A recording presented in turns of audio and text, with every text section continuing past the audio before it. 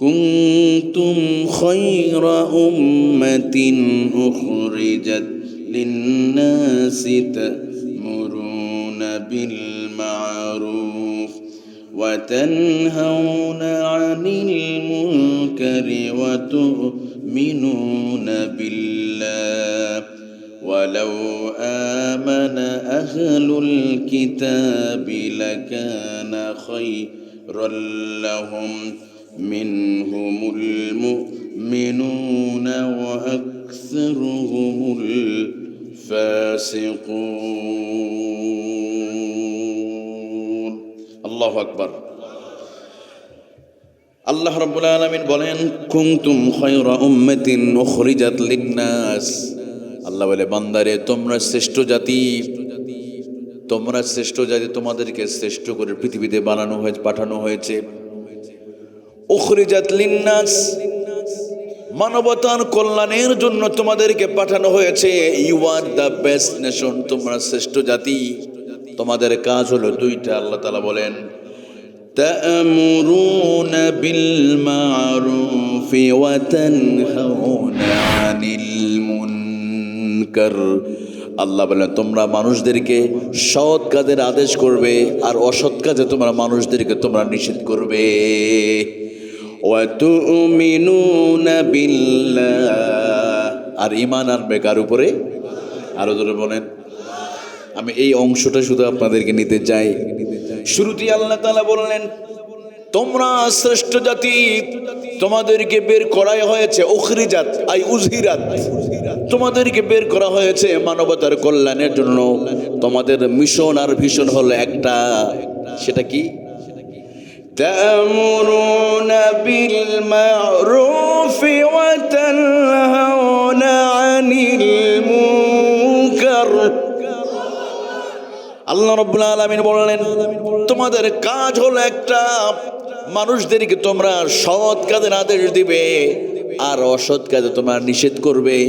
এই দুইটা কাজ নবীদের কাজ। সুবহানাল্লাহ বলেন। নবীরা পৃথিবীতে এসে তারাও কি করেছে? মানুষদেরকে সৎ কাজের আদেশ দিয়েছে, অসৎ কাজের নিষেধ করেছে। এই কাজটার জন্য আল্লাহ তাআলা আমাদের সম্মান মর্যাদা আল্লাহ তাআলা বাড়িয়ে দিয়েছে। সমাজে তিন শ্রেণী মানুষ আছে। কয় শ্রেণীর? খেয়াল করবেন, এই আয়াতের সাপোর্ট আমি বলছি। আমাদের সমাজের ভিতরে তিন শ্রেণী মানুষ পাওয়া যাবে। এক নম্বর হলো, দেখবেন সৎ মানুষ, ভালো মানুষ, নিজে আল্লাহর হুকুম মেনে চলে এবং আল্লাহর বিধান মতে চলে, অন্য মানুষকে চালানোর জন্য চেষ্টা করে। দুই নম্বর হলো মন্দ মানুষ, খারাপ মানুষ, আল্লাহর হুকুম মানে না, অন্য মানুষ যেন কোরআন না মানে, দ্বীনের পথে না চলে সেই চেষ্টাটা করে। দুই নম্বর গেল। আর একটা গ্রুপ আছে আমাদের সমাজের ভিতরে, যে নিজে মানে কিন্তু অন্য মানুষকে আল্লাহর পথে আহ্বান করে না। তাহলে কয় শ্রেণী হলো? এক শ্রেণী মানুষ যে কিনা নিজে আল্লাহর হুকুম মেনে চলে, ভালো মানুষ, ভদ্র মানুষ, নিজে আল্লাহর হুকুম মেনে চলে, অন্য মানুষ যেন কোরআনের পথে আসে, দ্বীনের পথে আসে, মসজিদমুখী যেন হয়, আল্লাহওয়ালা যেন হয়, এই জন্য তারা চেষ্টা ফিকির করে, অন্যকে নিয়ে ফিকির করে। শুধু নিজেই নামাজ পড়ে না, মাঝে মাঝে নামাজের তাবলীগ করে মানুষের কাছে দ্বীনের দাওয়াত তাদের কাছে পৌঁছায় দেয়। এইরকম একটা শ্রেণী আছে। আর একটা শ্রেণী হলো এক টোটালি মন্দ মানুষ, আল্লাহর হুকুমের সাথে কোনো সম্পর্ক নাই, নিজে কোরআন মানে না, দিন মানে না, নামাজ নাই, রোজা নাই, হজ নাই, যাকাত নাই, বরং কোরআনের কথা শুনলে তাদের সহ্য হয় না। এরকম একটা শ্রেণী আছে। আর একটা শ্রেণী আছে শুধু নিজে মানে, অন্য মানুষকে মানানোর চেষ্টা করে না। এবার আপনারা বলেন তো, আল্লাহ এই আয়াতের ভিতরে আল্লাহ কাদেরকে শ্রেষ্ঠ বললেন? প্রথম গ্রুপ যারা, তাদের জন্যই কুনতুম খায়রা উম্মাহ।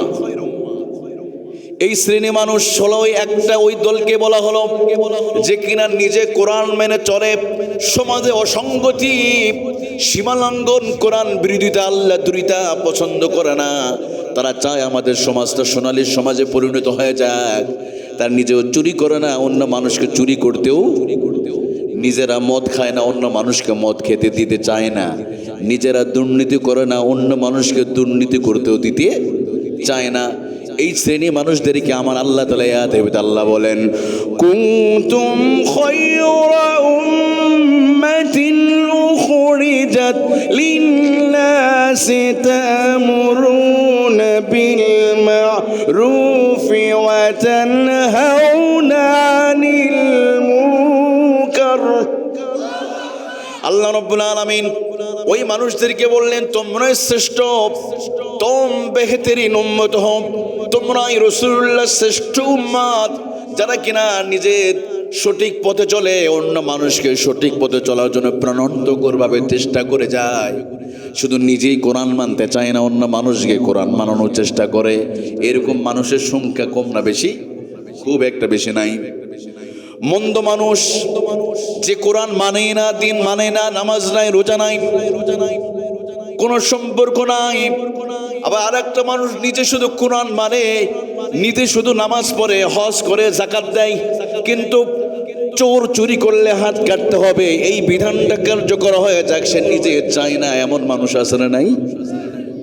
নিজে হজ করে বাইতুল্লাহতে যায়, কিন্তু সে কখনো চায় না কোরআনুল কারীমটা পার্লামেন্টে চলে যায়। কেমন মুসলমান আছে না নাই?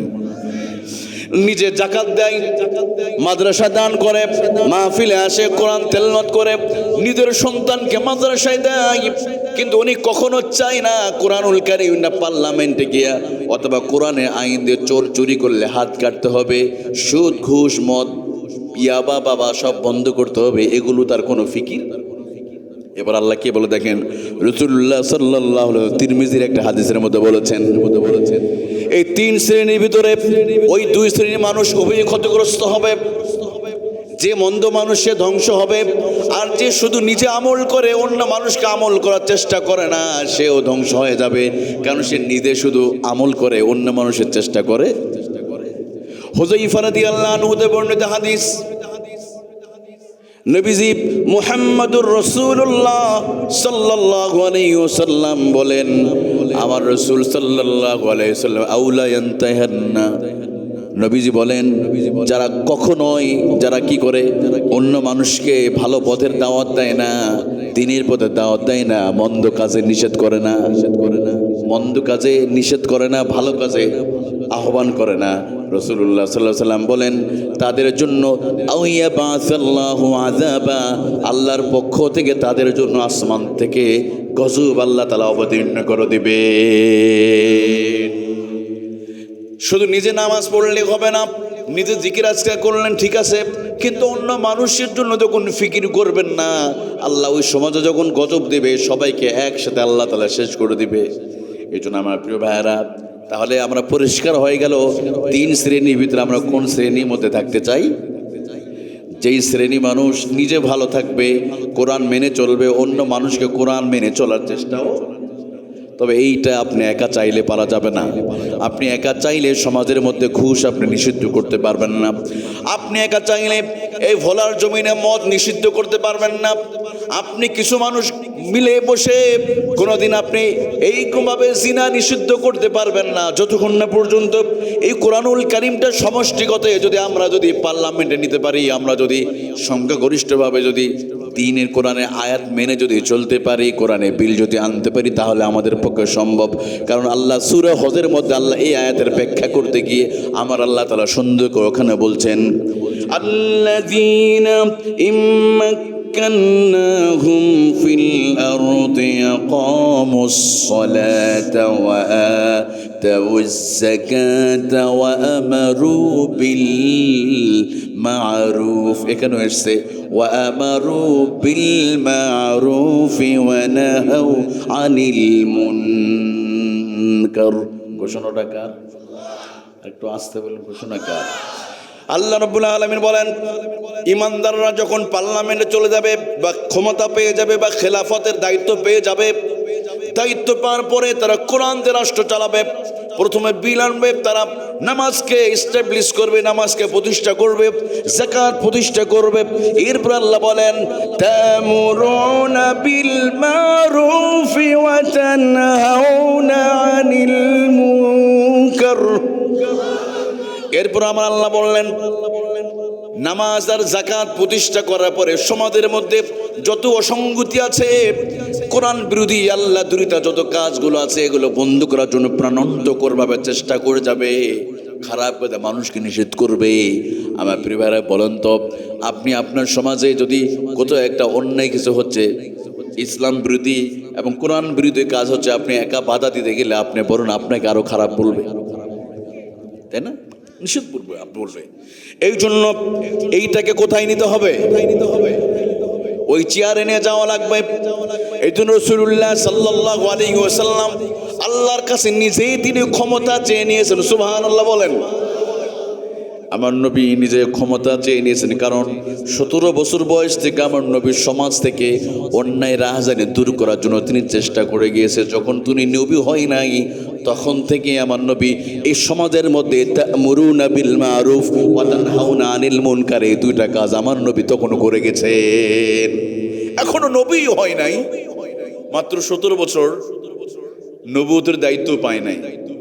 দেখলেন আস ইবনে ওয়াইল মক্কাতে এসে, মক্কার মানে সিরিয়ার যার বিজনেসম্যান মক্কাতে আসতো, তাদের সম্পদগুলো লুণ্ঠন করে নিত মক্কাবাসী মানুষগুলো। রাসূলুল্লাহ বললেন না, এভাবে সমাজকে চলতে দেওয়া যায় না। অতএব যুবকরা আসো। যুবকদেরকে নবী ডাকলেন, ইনভাইট করলেন, তোমাদেরকে নিয়ে আমি একটা সংগঠন তৈরি করতে চাই। বিশেষ করে বিদেশে যারা বিজনেস করার জন্য আমাদের মক্কা আল মুকাররমায় যারা অবস্থান করে, এদের নিরাপত্তা দিতে হবে, এই সমাজকে শান্তি দিতে হবে। সুবহানাল্লাহ বলেন। তাহলে আমার নবীজি মুহাম্মদুর রাসূলুল্লাহ সাল্লাল্লাহু আলাইহি ওয়াসাল্লাম 17 বছর বয়সে মক্কা আল মুকাররমায় আস ইবনে ওয়াইল, মক্কার একজন বড় লুণ্ঠনকারী চাঁদাবাজ ছিল। ওই বড় চাঁদাবাজ আস ইবনে ওয়াইল তারা এভাবে সিরিয়ার বিজনেসম্যানদের জায়গা জমি দখল করে নিত, তাদের ব্যবসার সম্পদগুলো চুরি করে নিত। রাসূলুল্লাহ বলেন না না, সমাজ আর অসঙ্গতি হতে দেওয়া যায় না। এবার যুবকদেরকে নিয়ে আমার নবী তিনি একটা সংগঠন তৈরি করলেন শান্তি প্রতিষ্ঠার জন্য। একটু আস্তে করে বলতে হবে ওই সংগঠনের নামটা কি? মাশাআল্লাহ, সব জেনে গেছে। আর একটু জোরে বলতে হবে কি নাম। এবার আপনারা কি বলবেন? আমার নবীর 17 থেকে নিয়ে 40 পর্যন্ত কত বছর বয়স? 23 বছর। আমার নবী কি পুরো পৃথিবীতে মক্কা মুকাররমায় আমার নবী কি প্রকৃতপক্ষে শান্তি প্রতিষ্ঠা করতে পেরেছিলেন? পারে নাই। কারণ এখনো কোরআন নাজিল হয় নাই, চেষ্টা করে গেছে। আমার নবী চেষ্টা করেছে 17 থেকে 23 পর্যন্ত, কোরআনুল কারীম নাজিল হওয়ার আগ পর্যন্ত, নবুয়তের দায়িত্ব পাওয়ার আগ পর্যন্ত আমার নবী সমাজ থেকে অন্যায় রাহাজানি, চুরি, বাটপারি, টেন্ডারবাজি, চাঁদাবাজি বন্ধ করার জন্য আমার নবী তখন চেষ্টা করে গেছে। কিন্তু 17 থেকে 23 পর্যন্ত আমার নবী সফল হতে পারে নাই। কারণ একটাই, আমার নবীর দল ছিল কিন্তু কোনো সংবিধান ছিল না। কোরআন ছিল তখন? ছিল না। নবী সংবিধান, তার দল ছিল হিলফুল ফুদুল, অসংগত যুবক। এক মর্মে তারা সিদ্ধান্ত নিল না, এই সমাজে কোনো অসংগতি হতে দেওয়া যাবে না। আগে তাদের শপথটা ছিল এরকম, আমরা নিজেরা পাপ করব না, মানুষকে পাপ করতে দিব। সুবহানাল্লাহ, কমিটমেন্টটা কি দেখেন।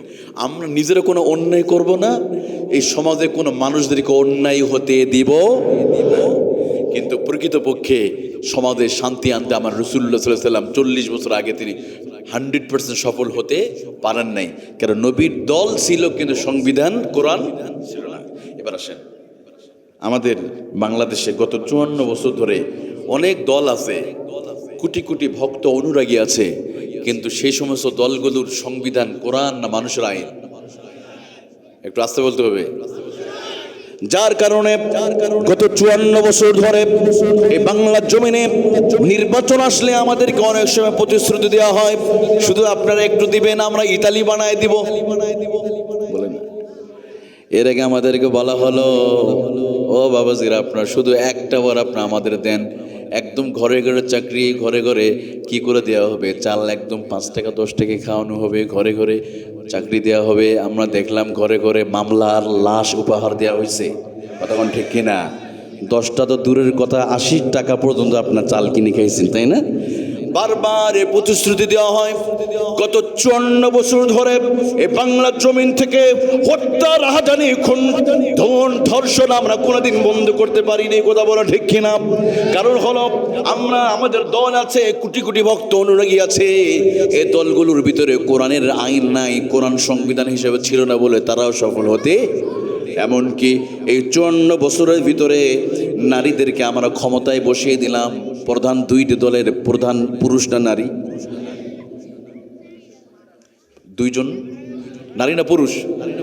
তার মধ্যে একজন অসুস্থ আছেন, 3 বার প্রধানমন্ত্রী বেগম খালেদা জিয়ার জন্য আমরা দোয়া করি, তাই না? আল্লাহ ওনাকে সুস্থ করে দেখ, আমিন। কারণ উনি আলেম ওলামাদের বিরুদ্ধে কথা বলতেন না, আমি শুনে নাই, এজন্য ওনাকে অনেকে ভালোবাসে। এবং ওনার স্বামীও তো ছিলেন ইসলামী মূল্যবোধে বিশ্বাসী, ভারত বিদ্বেষী ছিলেন। আমি শহীদ প্রেসিডেন্ট জিয়াউর রহমানকে ভালোবাসি শুধু একটা জন্য, উনি ভারত বিদ্বেষী ছিল। কারণ ভারত আমাদের শত্রু, এটা যেদিন আপনি বুঝে যাবেন সেদিন আপনি দেশপ্রেমিক হয়ে যাবেন।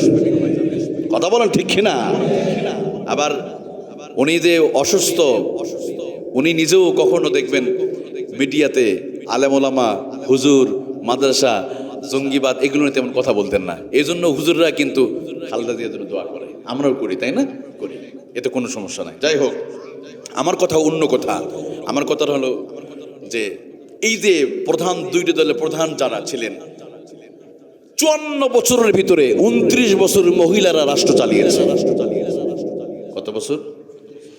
কোন এক সময় স্বরাষ্ট্রমন্ত্রী মহিলা, পররাষ্ট্রমন্ত্রী মহিলা, শিক্ষামন্ত্রী মহিলা, পররাষ্ট্রমন্ত্রী মহিলা, সব স্পিকার মহিলা, সবগুলো গুরুত্বপূর্ণ পদে মহিলাদেরকে বসানোর পরেও মহিলারা, এদেশের মহিলাদেরকে তারা নিরাপত্তা দিতে কি পেরেছে?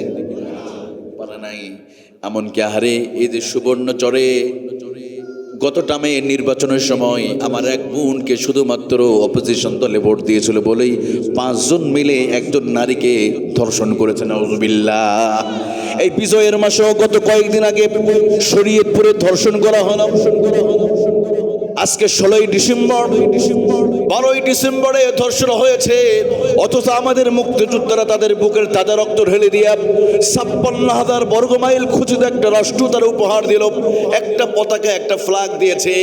হানাদার বাহিনীর হাত থেকে দেশটা আমরা উদ্ধার করে, কিন্তু আমরা প্রকৃতপক্ষে এখন আমরা গরিব, অসহায় এবং নারীদেরকে পরিপূর্ণভাবে আমরা নিরাপত্তা দিতে পারি নাই। কারণ হলো একটাই, যত নারীরা ক্ষমতায় ছিল ওই নারীরা কোরআন দিয়ে ধর্ষণের বিচার করে নাই বলে তারা গত 54 বছরের ভিতরে 31 বছর মহিলার রাষ্ট্র চালার পরও মহিলাদের তারা নিরাপত্তা দিতে পারে না। কারণ একটা, সেটা কি? কোরআন দিয়ে তারা বিচার করে নাই। আল্লাহ তাআলা বলে, বান্দারে শোনো, 54 বছর লাগবে না, 54 মাস লাগবে না, 54 সপ্তাহ লাগবে না, 24 ঘন্টার ভিতরে আমি আল্লাহ তাআলা ধর্ষণ বন্ধ হয়ে যাবে যদি তোমরা কোরআনুল কারীমকে যদি পার্লামেন্টে নিয়ে কোরআনে আইন দিয়ে যদি তোমরা ধর্ষণের বিচার যদি করতে পারো। কে বলছে এটা? فمن تبع هداي فلا خوف عليهم ولا هم يحزنون।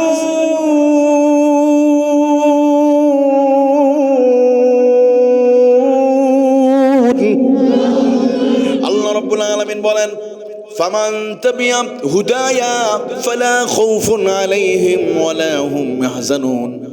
আরে কোরআনুল কারীম আর একটা নাম হলো হুদা।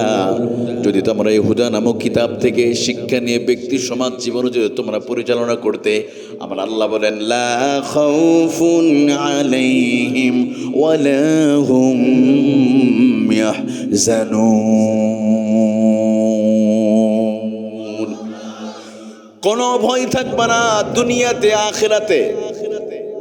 লা খাউফুনের মাল মুরাদুলা খাউফুন এর ব্যাখ্যা করতে গিয়ে হাফেজ ইমামউদ্দিন ইবনে কাসির বলেন, কিসের ভয় থাকবে না? লা খাউফুন আলাইহিমের ব্যাখ্যায় তিনি বলেন, দোকানগুলো খোলা থাকবে, নারীরা বাধাহীন চিত্তে চলাফেরা করবে, কেউ কোনো কটু কথা বলার কেউ সাহস পাবে। কারণ কোরআন যখন প্রতিষ্ঠিত হয়ে যাবে, মানুষ তো দূরের কথা, কুকুর বিড়ালের নিরাপত্তাও তখন নিশ্চিত হয়ে যাবে। মানুষ তো দূরের কথা, কথা, একটা প্রাণীও তার বেঁচে থাকার অধিকার পেয়ে যাবে যদি কোরআন জায়গা মতো চলে যায়।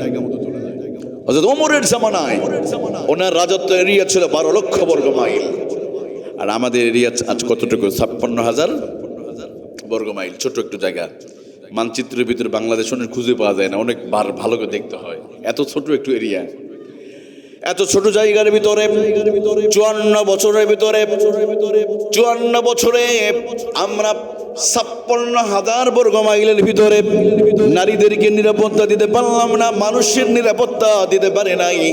আর হযরত ওমর 1400 বছর আগে 12 লক্ষ বর্গ মাইলের ভিতরে ওমর ঘোষণা করলো, আমার এই রাজত্বের ভিতরে ওই ফুরাত নদীর কোন প্রান্তরে একটা কুকুর যদি না খেয়ে মারা যায়, ওমরকে আল্লাহর সামনে, আল্লাহর আদালতে ওমরকে দাঁড়াতে হবে।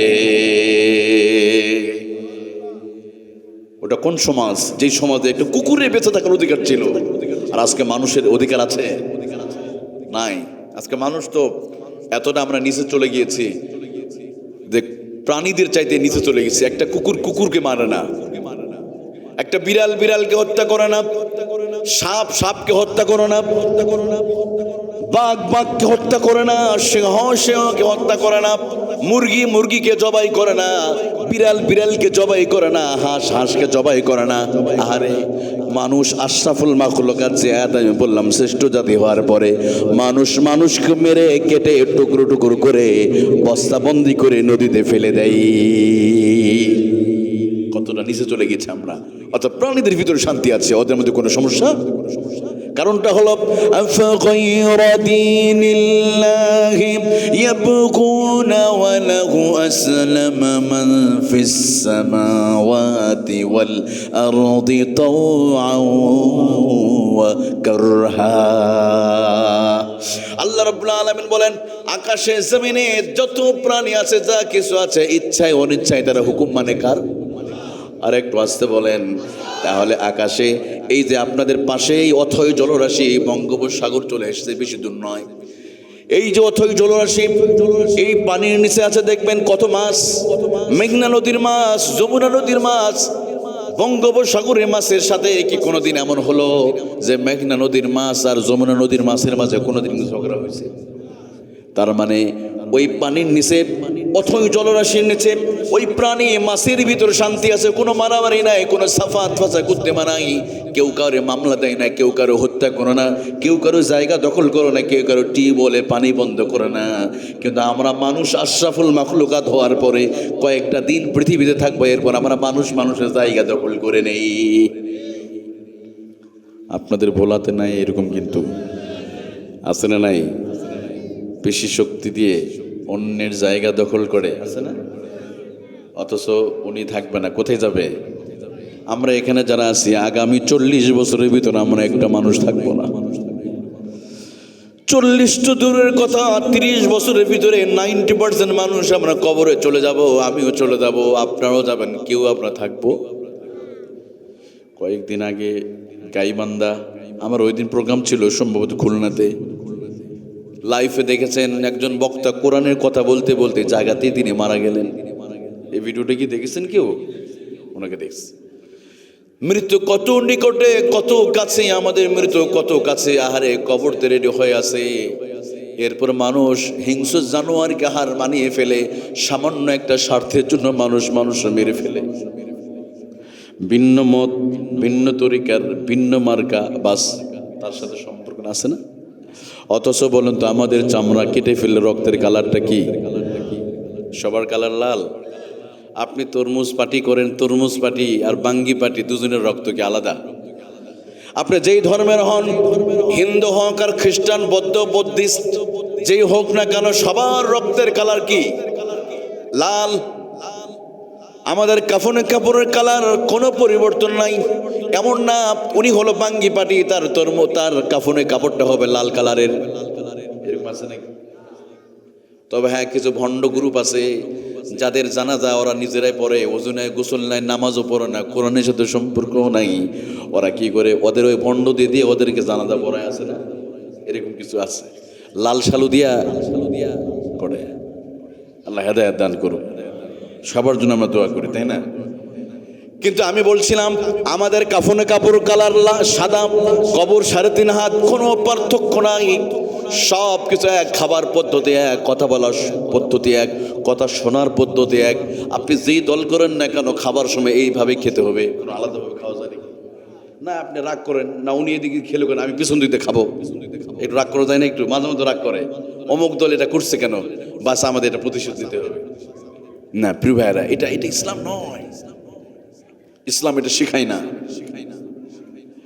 তা আমি বলছিলাম, আপনাদের মনে আছে কিনা জানি না, নবী মুহাম্মদুর রাসূলুল্লাহ সাল্লাল্লাহু আলাইহি ওয়াসাল্লাম তিনিও 17 থেকে 23 কোরআন নাজিল হওয়ার আগ পর্যন্ত আমার নবী সমাজ থেকে অসঙ্গতি দূর করার জন্য, অন্যায় রাহাজানি দূর করার জন্য আমার নবী চেষ্টা করেছে, কিন্তু আমার নবীও সঠিকভাবে তিনি সফল হতে পারে নাই।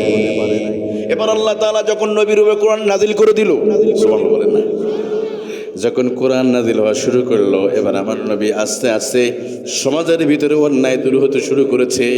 আমার নবী নিজেও তিনি আল্লাহর কাছে ফরিয়াদ করে বলে, আল্লাহ তাআলা এভাবে আর চলবে না।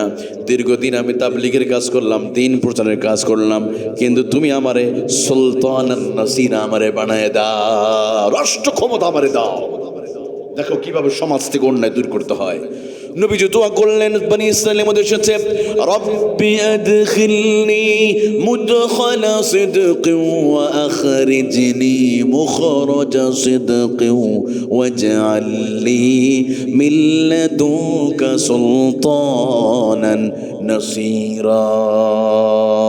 আল্লাহু আকবার। নবীজি দোয়া করলেন, আল্লাহ তাআলা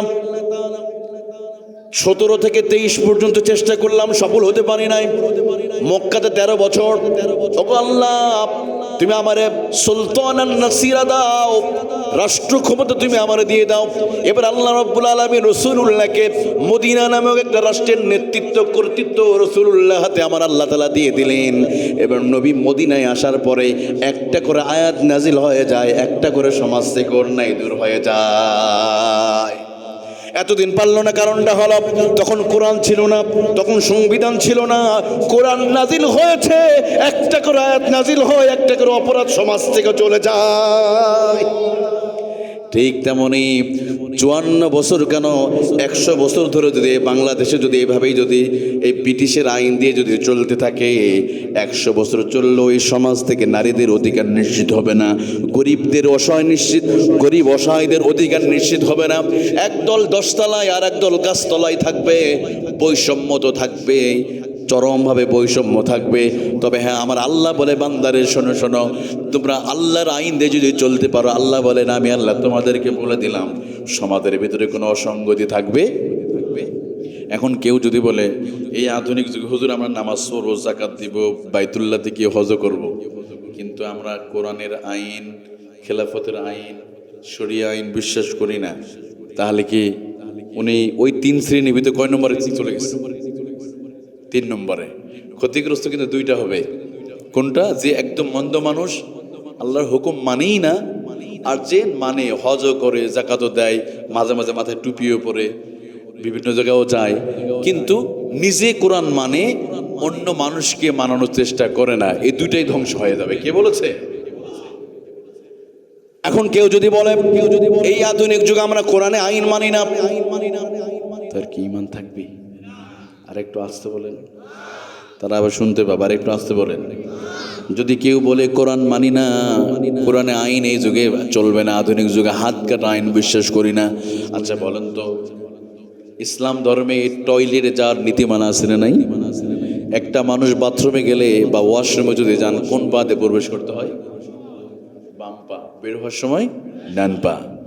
যে ইসলামে বাথরুমে যাওয়ার নীতিমালা যদি ইসলাম বলে দিতে পারে, ওই ইসলামে মনে হয় রাষ্ট্র চালার নীতিমালা মনে হয় ইসলামের ভিতর নাই। এই জন্য আব্রাহাম লিঙ্কন, লেনিন, কালমাস তথাকথিত ওই বুদ্ধিজীবীদের কাছ থেকে পরামর্শ নিয়ে মনে হয় রাষ্ট্র চালাতে হবে। ইসলাম এতটাই অসহায়, এতটাই গরিব, এতটাই ভঙ্গুর একটি ধর্ম যার রাষ্ট্র চালার নীতিমালা নাই। অথচ যে ইসলামের টয়লেটে যাওয়ার নীতিমালা আছে, ওই ইসলামে রাষ্ট্র চালার নীতিমালাও কোরআন সবচেয়ে বেশি সুন্দর করে দিয়েছে।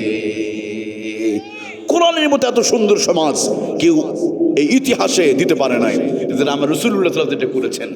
আমরা তো হিংসার উৎপাদন করি, একটা দল ক্ষমতায় গেলে তখন সে বাঘের মতো মনে করে আমি বাঘ হয়ে গেলাম, কিন্তু কিছুদিন পর আবার বিড়াল হয়ে যাবে, আবার পালানো জায়গা পাবে না, এরকম হয় না? কিন্তু রাসূলুল্লাহ সাল্লাল্লাহু আলাইহি ওয়াসাল্লাম ক্ষমতা পেয়ে বিড়াল হয়ে গেছেন। মানে কি, ক্ষমতা পেয়ে তিনি মাফ করে দেন সাধারণ মানুষের চলাফেরা, কোনো প্রতিশোধ নয়। লা তাসরিবা আলাইকুমুল ইয়াউম। আর আমরা খোটায় কে কত বছর আগে চুরি, কে কত বছর পাপ করছে, ওইটা নিয়ে এসে আমরা কি নতুন করে চেকিং করি আমরা? মানে হিংসা উৎপাদন চলে আমাদের সমাজের ভিতরে। আমার রাসূল কি করছে দেখেন, একটু খেয়াল করেন। রাসূলুল্লাহকে মক্কা থেকে বের করে দেওয়া হলো, তাই না? তিনি চলে গেলেন মদিনায়। 8ম হিজরিতে 10,000 সাহাবী নিয়ে মক্কা বিজয় করলেন। মক্কার কাফেররা তারা মক্কা থেকে পালিয়ে যাওয়ার জন্য সমস্ত প্রস্তুতি নিয়ে ফেলেছে। আমার বাবাজিরা, যুবক ভাইয়ারা, একটাবার খেয়াল করেন, নবীজি মুহাম্মদুর রাসূলুল্লাহ সাল্লাল্লাহু আলাইহি ওয়াসাল্লাম তিনি চেষ্টা করে তিনি সফল হতে পারেন নাই। কারণ হলো তিনি কোরআন তখন নাজিল হয় না, কোরআন নাজিল হওয়ার পর নবীজি সহজ হয়ে গেল। সুবহানাল্লাহ বলেন। তাহলে আমাদের সমাজেও যদি কেউ বলে কোরআন এই যুগে মানব না, আমরা এই আইন কোরআনের খিলাফতের আইন অথবা খিলাফত ব্যবস্থা, কোরআনের আইনের ব্যবস্থা পছন্দ হয় না, তাহলে তার ঈমান থাকবে? একটু আস্তে করে বলেন, ঈমান থাকবে না, মুসলমান বলা যাবে না। আমার নবীজি মক্কায় চলে আসলে, মক্কা বিজয় হয়ে গেল। এবার দেখেন রাসূলুল্লাহ কি করলো। মক্কার মানুষগুলো মক্কা থেকে পালিয়ে যাওয়ার প্রস্তুতি নিল, কারণ দীর্ঘদিন ধরে রাসূলুল্লাহর উপর আঘাত এসেছে, আমার নবীর উপর জুলুম আর নির্যাতন চলেছে। নবীজি মুহাম্মদুর রাসূলুল্লাহ সাল্লাল্লাহু আলাইহি ওয়াসাল্লাম এবার মক্কা বিজয় করে মক্কাতে আসার পরে তিনি কি করলেন? প্রতিশোধ নিয়েছে? কোনো প্রতিশোধ নাই। সুবহানাল্লাহ বলেন না। অথচ যেই মক্কাবাসী আহারে আমার নবীকে হত্যা করার চক্রান্ত করেছিল, এমনকি প্রস্তুতি নিয়েছে নবীকে জবাই করার জন্য, নবীর হুজরাতে পর্যন্ত তারা ঘেরাও করেছিল।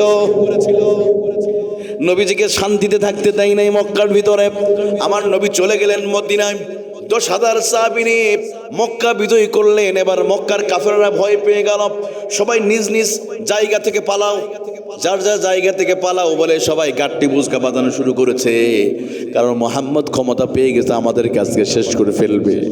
এবার দেখেন আমার রাসূলুল্লাহ সাল্লাল্লাহু আলাইহি ওয়াসাল্লাম এমনকি দেখেন নবী কি করলেন। এবার নবী মক্কাতে আসার পরে 10,000 সাহাবী নিয়ে সমস্ত মক্কাবাসীদেরকে লক্ষ্য করে রাসূলুল্লাহ একটা বক্তব্য দিলেন। ও মক্কাবাসীরা শোনো, তোমরা হয়তো অনেকে প্রস্তুতি নিয়ে ফেলেছো, শোনো আমি রাসূলুল্লাহ তোমাদের ঘোষণা দিলাম, লা তাসরিবা আলাইকুমুল ইয়াউম ইযহাবু ওয়া আনতুমুত তুলাকা। আমি রাসূলুল্লাহ ঘোষণা করলাম, লা তাসরিবা আলাইকুমুল ইয়াউম, আজকের দিনে কোনো প্রতিশোধ নয়। ইযহাবু ওয়া আনতুমুত তুলাকা, আমি রাসূলুল্লাহ তোমাদেরকে স্বাধীন করে দিলাম। এতদিন তোমরা যারা আমার উপর জুলুম করেছো, আমাকে তারা হত্যার প্ল্যানিং করেছিল, আবু সুফিয়ান তুমি তোমার ঘরে নিরাপদ, আবু সুফিয়ান তোমারে পালাতে হবে না। ইতিমধ্যে আবু সুফিয়ান পালানোর জন্য প্রস্তুতি নিয়ে ফেলেছে। অন্যদিকে ওয়াহশী, যে কিনা রাসূলুল্লাহ চাচাকে হত্যা করেছিল, সেও গাট্টি বুসকা নিয়ে চলে গেছে সীমান্ত এলাকায়, আরব সাগর পার হয়ে চলে যাবে। কারণ জাজিরাতুল আরবের চতুর্দিকে শুধু নদী আর নদী। এই শহরটা এমন, আরব শহরটা এমন যে চতুর্দিকে এরকম নদী, এদিকে আপনাদের ভোলার মতো, ভোলার চতুর্দিকে কি আছে? নদী না? আপনারা কিন্তু সেফ, নিরাপদে আছেন, আপনারা অনেকটা নিরাপদে আছেন। ঠিক জাজিরাতুল আরব, ইব্রাহিম আলাইহিস সালাম দোয়া করে, আল্লাহ তুমি বালাদান হ্যাঁ আমিনা অরজুক আহলা, তুমি এই শহর নিরাপদ শহর বানিয়ে দাও, আর আমাদেরকে ফল ফলারিতে তুমি রিজিক দিবা।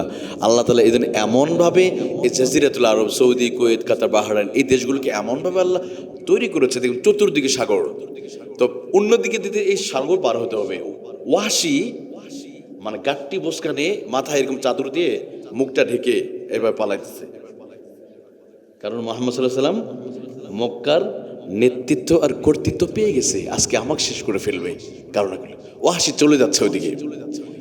এদিকে রাসূলুল্লাহ সাল্লাল্লাহু আলাইহি ওয়াসাল্লাম ঘোষণা করলেন, ও মক্কাবাসীরা শোনো, আমি রাসূলুল্লাহ ঘোষণা করলাম, লা তাসরিবা আলাইকুমুল ইয়াউম ইযহাবু ওয়া আনতুমুত তুলাকা, তোমাদেরকে স্বাধীন করে দেওয়া হলো, কোনো প্রতিশোধ নয়। এবার মক্কাবাসীর ভিতরে আনন্দের হুল্লোড় বয় শুরু করলো, সবাই আনন্দ উল্লসিত হয়ে গেল। যেই মানুষগুলো মক্কা থেকে পালানোর চেষ্টা করেছিল, ওই মানুষগুলো আবার তাদের চেহারার মধ্যে আনন্দ উল্লাস বয়ে আসলো। এবার তারা সিদ্ধান্ত নিল আর দেরি নয়, যেই মোহাম্মদ রসুলুল্লাহকে এত কষ্ট দিয়েছিলাম তিনি ক্ষমতা পাওয়ার পর আমাদের মাফ করে দিল, আর দেরি নয়, এই মুহূর্তে মোহাম্মদের হাতে হাত রেখে কালিমা পড়িয়ে মুসলমান হয়ে যেতে চায়। ইতিহাস বলে সিরাত ইবনে হিশামের ভিতরে এসেছে, ওই একদিনে যখন রাসূলুল্লাহ সাধারণ ক্ষমা ঘোষণা করলেন, এক ক্ষমা ঘোষণার পরে 1000 কাফের মুহূর্তের ভিতরে কালিমা পড়ে মুসলমান হয়ে যায়।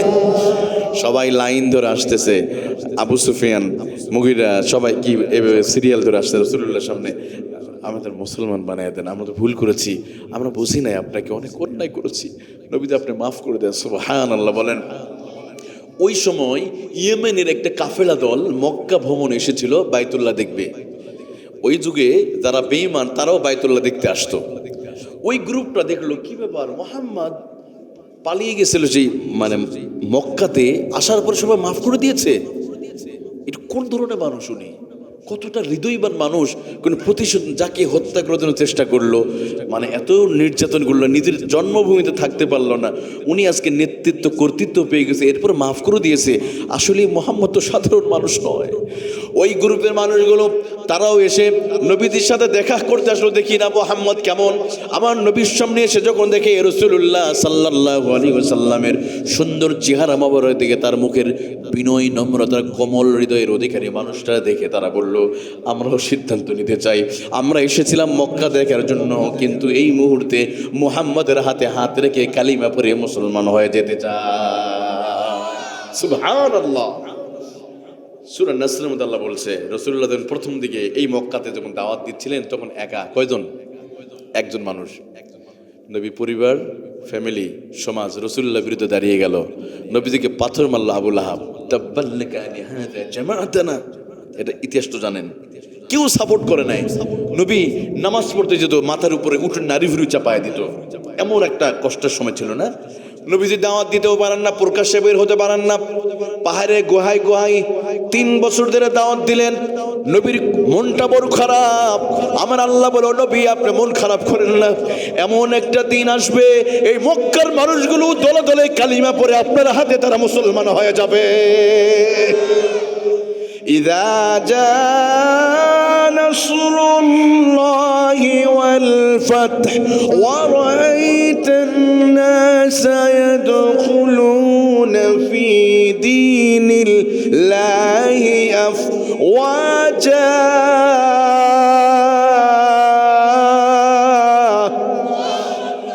নবীজি আপনি সেদিন দেখবেন, যেদিন বিজয় হয়ে যাবে, যেদিন আমি আপনাকে নেতৃত্ব আর কর্তৃত্ব দিয়ে দেব, আপনি দেখবেন রায়া হলো দেখা, ওর আইতান নাসা ইয়াদখুলুনা, দেখালা ইয়াদখুলু অর্থ হলো প্রবেশ করবে, ভবিষ্যতেও করবে, কারণ আবার এই যুগেও করতে পারে। দেখবেন এমন একটা সময় আসবে মানুষ দলে দলে কালিমা পড়ে মুসলমান হয়ে যাবে। নবী আপনি মন খারাপ করবেন না, আমার আল্লাহ তাআলা সেই ওয়াদা রক্ষা করছে কিনা? আরো জোরে বলেন, আরো জোরে বলেন। এখনো আমাদের মন খারাপ করার কোনো দরকার নাই। হয়তো বল হুজুর আমরা আলেম ওলামারা সংখ্যায় কম হতে পারি, ইসলামী আন্দোলন করি, কিন্তু জুলুম নির্যাতন তো শেষ হয় না। আমাদের উপর বারবার জুলুম আর নির্যাতন চলে। কোরআনে কথা বলতে গেলে আমাদেরকে রাজাকার ট্যাগ দেওয়া হয়, কোরআনে কথা বলতে গেলে জঙ্গিবাদ মৌলবাদ ট্যাগ দেওয়া হয়। আমার আল্লাহ বলে এমন একটা সময় আসবে মানুষ দলে দলে ইসলামের পথে চলে আসবে। কতক্ষণ ঠিক কিনা? এই সমাজের মানুষ তো এমনও ছিল, যুবকরা ইসলামকে পছন্দ করতো না। কথায় কথায় মানুষকে যখন আলেমদেরকে গালি দেওয়া হলো, হুজুরদেরকে যখন গালি দেওয়া হলো, আলেমদের যখন ধর্ষণে মামলা দিয়ে জেলখানায় যখন বন্দী করা হলো, মানুষ আস্তে আস্তে আবার ইসলামের দিকে আসা শুরু করছে। যে রাজাকার যিনি ট্যাগ দিলেন উনি দেশ থেকে পালিয়ে গেছে, যাই নাই? অথচ এই যুবকরা কি বললো দেখেন, বিশ্ববিদ্যালয় আজকে ঢাকা ভার্সিটির মতো বিশ্ববিদ্যালয় ভিপি হয় মাদ্রাসা ছাত্র, কথা কয় না। নাস্তিকদের মাথা নষ্ট হয়ে গেছে। কি ব্যাপার, গত 17 বছর ধরে ইনভেস্ট করলাম, আলেমদেরকে জঙ্গি মামলা দিয়া, হুজুরদেরকে জঙ্গির নাটক করা হলো, আলেমদেরকে ধর্ষণের মামলা দিয়ে এদেশের মানুষ থেকে কোরআন থেকে দূরে সরে রাখা যায় না, বরং মানুষ আরো ইসলামের দিকে চলে এসেছে। আমি যদি আপনাদেরকে পরিষ্কার করে বলি, মাজলুম জালেম মাজলুমদের উপর যত জুলুম হবে তাদের প্রতি মানুষের ভালোবাসাও তত বেড়ে যায়। সুবহানাল্লাহ বলেন না? আল্লামা সাইদি রহমতুল্লাহ আলাইকে একটা নয় দুইটা নয় এমন মামলা দেয়া হয়েছিল, ওনাকে এমন একটা ধর্ষণের মামলা দেয়া হয়েছিল, 1 বছর নয় দীর্ঘদিনের জন্য তাকে কি করা হলো, ফাঁসির রায় দেয়া হলো। কথা বলুন ঠিক কিনা? শুধু তাই নয়, আরো আলেম আল্লামা মামুনুল হক সহ অনেক আলেম যারা জীবনে পাপ করে নাই তাদেরকে জেলখানায় ঢুকছে। অর্থাৎ যেই অপরাধের জন্য মামলা দেওয়া হলো ওই অপরাধ তারা করেই নাই, এরপরও তাদের সম্মান আর ইজ্জত কেড়ে নেওয়ার জন্য, জনগণের কাছে মানুষের সম্মান কেড়ে নেওয়ার জন্য তারা বিভিন্ন চক্রান্ত করেছিল। বলেন তো তারা কি সফল হয়েছে? আবার মাঝে মাঝে দেখছেন না, কুকুরের মাথায় টুপি দেয়া, অনেক সময় দেখবেন মুখের মধ্যে দাড়ি দিয়ে আলেমদের, রাসূলুল্লাহ দাড়িকে অপমান করার চক্রান্ত তখনও হয়েছিল। কথা বলেন ঠিক কিনা? কিন্তু দাড়িওয়ালাদের সম্মান কমে নাই।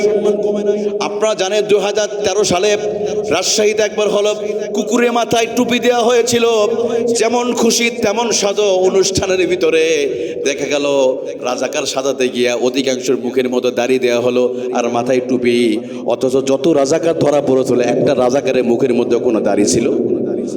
এটা ভারতের ইশারায় তারা তৈরি করেছিল। আপনি যদি পিনাকি ভট্টাচার্যের বইটা পড়েন, ওই বইয়ের মধ্যে লেখা আছে, ইত্তেফাকের ওই পত্রিকায় ছাপানো হয়েছিল যে 195 জন রাজাকার ধরা পড়েছিল, একটার মুখের মধ্যে কোনো দাড়ি ছিল? তাহলে এই যে দাড়ি দিয়া এই ইমানদারদের কলিজায় রক্তক্ষরণ করে, ওরা কি 17 বছরদেরকে লাভবান হয়েছে? মানুষকে খুবই ভালোবেসছে, ওদেরকে করে নাই। কারণ আল্লামা সাইদি বলছিলেন না, একটা ফুলের বাগান ধ্বংস হওয়ার জন্য একটা হদুম পেশায় যথেষ্ট। একটা হদম পেশায় যথেষ্ট, একটা ফুলের বাগান তছনছ করার জন্য ডালে ডালে হদম পেশা বসে গিয়েছে, ওরা বুঝতে পারে নাই। কথা ঠিক কিনা? কিন্তু আল্লাহর ওলিরা আলেমরা বুঝে দিয়েছিল সতর্ক হয়ে যাও, কিন্তু তারা বুঝে নাই। দিনের পর এই দাড়ি আর টুপি নিয়ে যারা মস্কারা করবে, ওদের ভবিষ্যতে আবার যদি এইরকম দাড়ি টুপি নিয়ে যদি কেউ এদেশের মুসলমানদের কলিজা রক্তক্ষরণ করে, আল্লাহ তাআলা তাদেরকেও ছাড় দিবে না। কথা ঠিক কিনা? কারণ এটা এই দাড়িটা কার? আচ্ছা ধরেন তো একজন টাইওয়ালা ব্যক্তি যদি ধর্ষণ করে, এই জন্য কি সমস্ত টাইওয়ালা মানুষ খারাপ হবে? তাহলে একজনের জন্য সমস্ত দাড়িওয়ালাদেরকে আপনি ব্যঙ্গ করতে পারেন? এটা কি কোন মুসলমান করতে পারে? হ্যাঁ, করেছিল ওদের ইশারায়, কিন্তু করে সফল হতে পারে নাই। এই জন্য আমি বলি আমার প্রিয় ভাইয়েরা, সম্মান দেওয়ার মালিক কে? ওরা চেয়েছিল আলেমদেরকে জেলখানায় ঢুকে সম্মান কেড়ে নেবে, জনগণের কাছ থেকে বিচ্ছিন্ন করে দিবে। কিন্তু আমার আল্লাহ কত বড় কৌশলী, আমার আল্লাহ কত বড় রহমানুর রহিম, আল্লাহ কত বড় দয়ালু। ওই আলেমদের টাকা নাই, ক্ষমতা নাই, গরিব মানুষ আহারে, কিন্তু হুজুরদের চোখের পানি কন্ট্রোল করা যায়? এই কন্ট্রোল করা যায় না, এটার ক্ষমতা তো কারো হাতে নাই। কারণ হুজুরদের চোখের পানি, ওই জেলখানার ভিতর চোখের পানি ছেড়ে দিয়ে দোয়া করেছে, এই চোখের পানির অভিশাপে তাদেরকে দেশ থেকে পালাতে হয়েছে। তুইজ্জু মান তাশাউ ওয়া তুযিল্লু মান তাশাউ বিয়াদিকাল খায়র।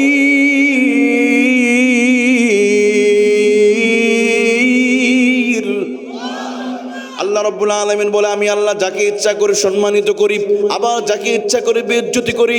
তোমরা যদি কোনো মানুষের সম্মান যদি কেড়ে নিতে চাও, আর আমি আল্লাহদের সম্মান দিতে চাই, গোটা পৃথিবী মানুষ বাধা দিলেও তারা সফল হতে পারবে? কোনোদিন তারা সফল হতে পারবে না, পারেনি। দেখেন আপনারা দেখেছেন। এর জন্য আমার প্রিয় ভাইয়েরা, আল্লাহ তাআলা আমাদেরকে ইতিহাসগুলো বারবার দেখায়, এরপরে যদি মানুষ শিক্ষা না নেয় তারা নিজেরাই ভুল করবে। কথা বলেন ঠিক কিনা? আগামী 50 বছর পরে, 100 বছর পরও আলেমদের কথা শুনলে, যে আলেমরা দিন প্রতিষ্ঠার কথা বলে গিয়েছে, আল্লামা শফি রহমতুল্লাহ আলাইহির কথা শুনলে মানুষ দোয়া করবে। আগামী 100 বছর পরেও সাইদির কথা শুনলে মানুষ দোয়া করবে, কিন্তু ওই স্বৈরাচার জালিমের কথা শুনলে মানুষ দোয়া করবে না, আলেমদের জন্য করবে। কথা কোন ঠিক কিনা? তার সম্মান কে দেয়? কে দেয়? আরো জোরে বলেন।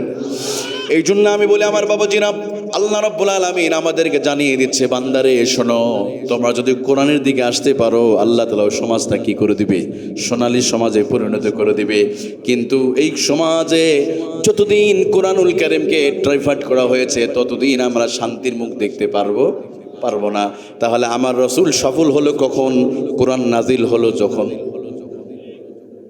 নবীর সংবিধান যখন পেল তখন তিনি সফল হয়ে গেলেন। কেমন সফল হলেন? আমি একটা দৃষ্টান্ত দিচ্ছিলাম। কি দৃষ্টান্ত? ওই যে নবী সাল্লাল্লাহু আলাইহি ওয়াসাল্লাম তিনি যখন ক্ষমতা পেলেন, তখন এসে কি সাধারণ ক্ষমা ঘোষণা করলেন। সুবহানাল্লাহ। ঠিক এখনো এখনো কোনো ইসলামিক দল, কোনো ইসলামী মূল্যবোধে বিশ্বাসী, অর্থাৎ কোনো আল্লাহর প্রিয় বান্দারা যখন ক্ষমতা যাবে তারাও কি করবে? সাধারণ ক্ষমা ঘোষণা করবে। সবাই নিরাপদ, হিন্দু, বৌদ্ধ, খ্রিস্টান সবাই নিরাপদ থাকবে। সুবহানাল্লাহ বলে। কারো উপরে কি কোনো অধিকার চাপিয়ে দেওয়া হবে? রাসূল যেমন ক্ষমতা পেয়ে মাফ করেছে, রাসূলের উত্তর শুরুরে যারা ক্ষমতায় আসবে তারাও সবাইকে তিনি মাফ করে দেবে। কোনো প্রতিশোধ চলবে না, কারণ আমরা পৃথিবীতে মুসলমান ভাই ভাই, কথা কোন ঠিক কিনা? এমনকি দেখেন, যেই ওয়াহাশির কথা বলছিলাম একটু খেয়াল করেন, সবাই তো মক্কা থেকে পালাও, যে যার জায়গা থেকে পালাও, তাই না? এমন সময় ওয়াহাশি সে সীমান্তবর্তী এলাকা দিয়ে মানে আরব সাগর পার হয়ে চলে যাবে। লোকেরা ওয়াহাশিকে দেখে বলে, ও ওয়াহাশি আইনা তুরিদ, তুমি কোথায় যাও? ওয়াহাশি বলে, মুখটা ঢেকে রেখেছে, কারণ সে তো একজন খুনি, প্রসিদ্ধ খুনি, রাসূলুল্লাহ চাচাকে জবাই করেছিল। ওয়াহাশি বলে, দেখো মুহাম্মদ রাসূলুল্লাহ মক্কা বিজয় করে ফেলেছে, এখন তখন একা ছিল, আর এখন 10,000 সাহাবী নিয়ে মক্কা বিজয় করে ফেলেছে, চরম ক্ষমতার মালিক হয়ে গেছে। অতএব মুহাম্মদ আমারে রাখবে না, আমারে কুচুকাটা করে ফেলবে, এই জন্য আমি মক্কা থেকে পালিয়ে চলে যাচ্ছি। এবার ওয়াহাশিকে বলা হলো, লোকেরা বললো, ওয়াহাশি তুমি কি জানো না মুহাম্মদ তিনি ক্ষমতা পেয়ে তিনি প্রথমে লা তাসরিবা আলাইকুমুল ইয়াউম ইযহাবু ওয়া আনতুমুত তুলাকা, তিনি সবাইকে সাধারণ ক্ষমা ঘোষণা করে মাফ করে দিয়েছে। ওয়াহাশি বলে, দেখো আমি জানি মুহাম্মদুর রাসূলুল্লাহ সবাইকে তিনি মাফ করে দিয়েছে, কিন্তু আমার মনে কয় মুহাম্মদুর রাসূলুল্লাহ সবাইকে মাফ করলেও আমারে মাফ করবে না। আমার বড় ভয় হয় মুহাম্মদ বুঝি আমারে মনে হয় শেষ করে দিবে, আমারে মাফ করবে না। সবাইরে মাফ করতে পারে কিন্তু আমারে মাফ করবে না।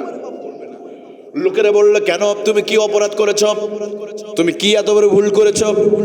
এবার ওয়াহাশি বলে, দেখো উহুদের প্রান্তরে উহুদের যুদ্ধের দামামা বেজে গিয়েছে, আর সেই দিন রাসূলুল্লাহর চাচা আমির হামজাকে কাছে পেয়ে আমি ওয়াহাশি, তখন আমি তো বেঈমান ছিলাম, আমি ওই বল্লম দিয়া আমির হামজার বাম পাশে ওই শাবল মারার কারণে, আঘাত করার কারণে তার কলিজা বের করে, ওই কলিজাটা আবু সুফিয়ানের স্ত্রী হিন্দাকে আমি দিয়েছিলাম।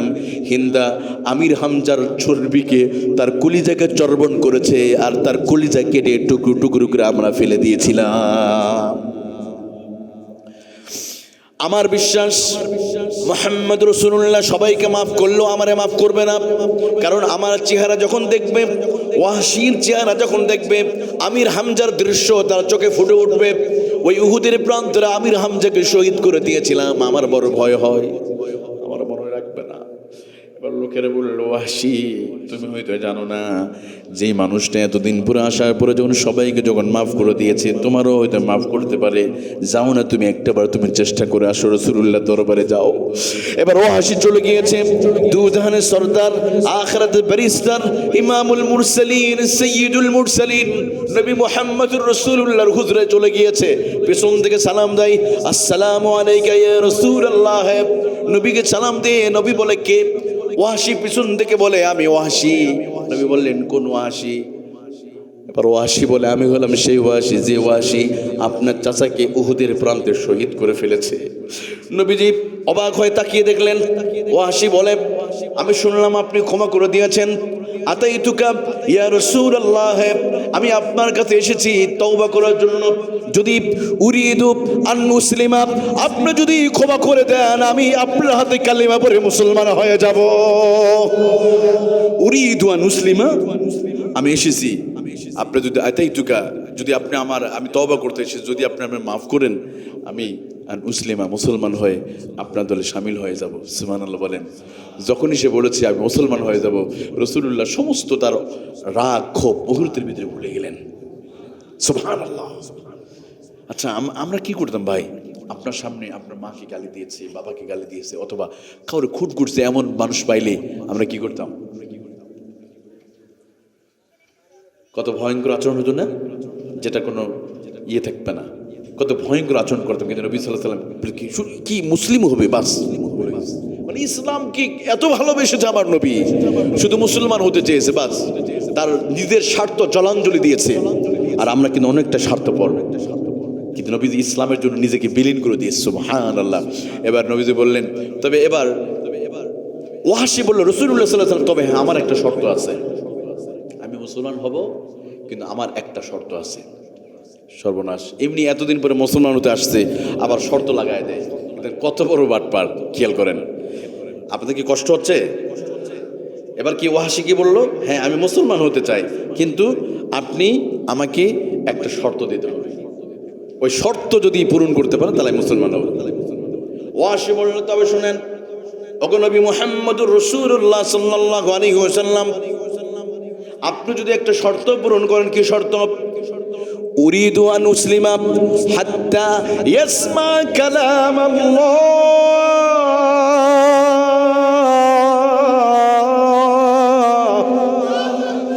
ওয়াসি বলল, উরিদু আন উসলিম, আমি মুসলমান হব, হাত্তা ইয়াসমা কালাম আল্লাহ, যতক্ষণ না আমি ওই আল্লাহর পক্ষ থেকে যদি আমি কোরআনে আয়াত নাজিল হয়ে ওই তোমার আল্লাহ যদি বলে ওয়াসি তোমার আমি মাফ করে দিলাম, এই প্রসঙ্গে একটা আয়াত নাজিল হওয়া লাগবে।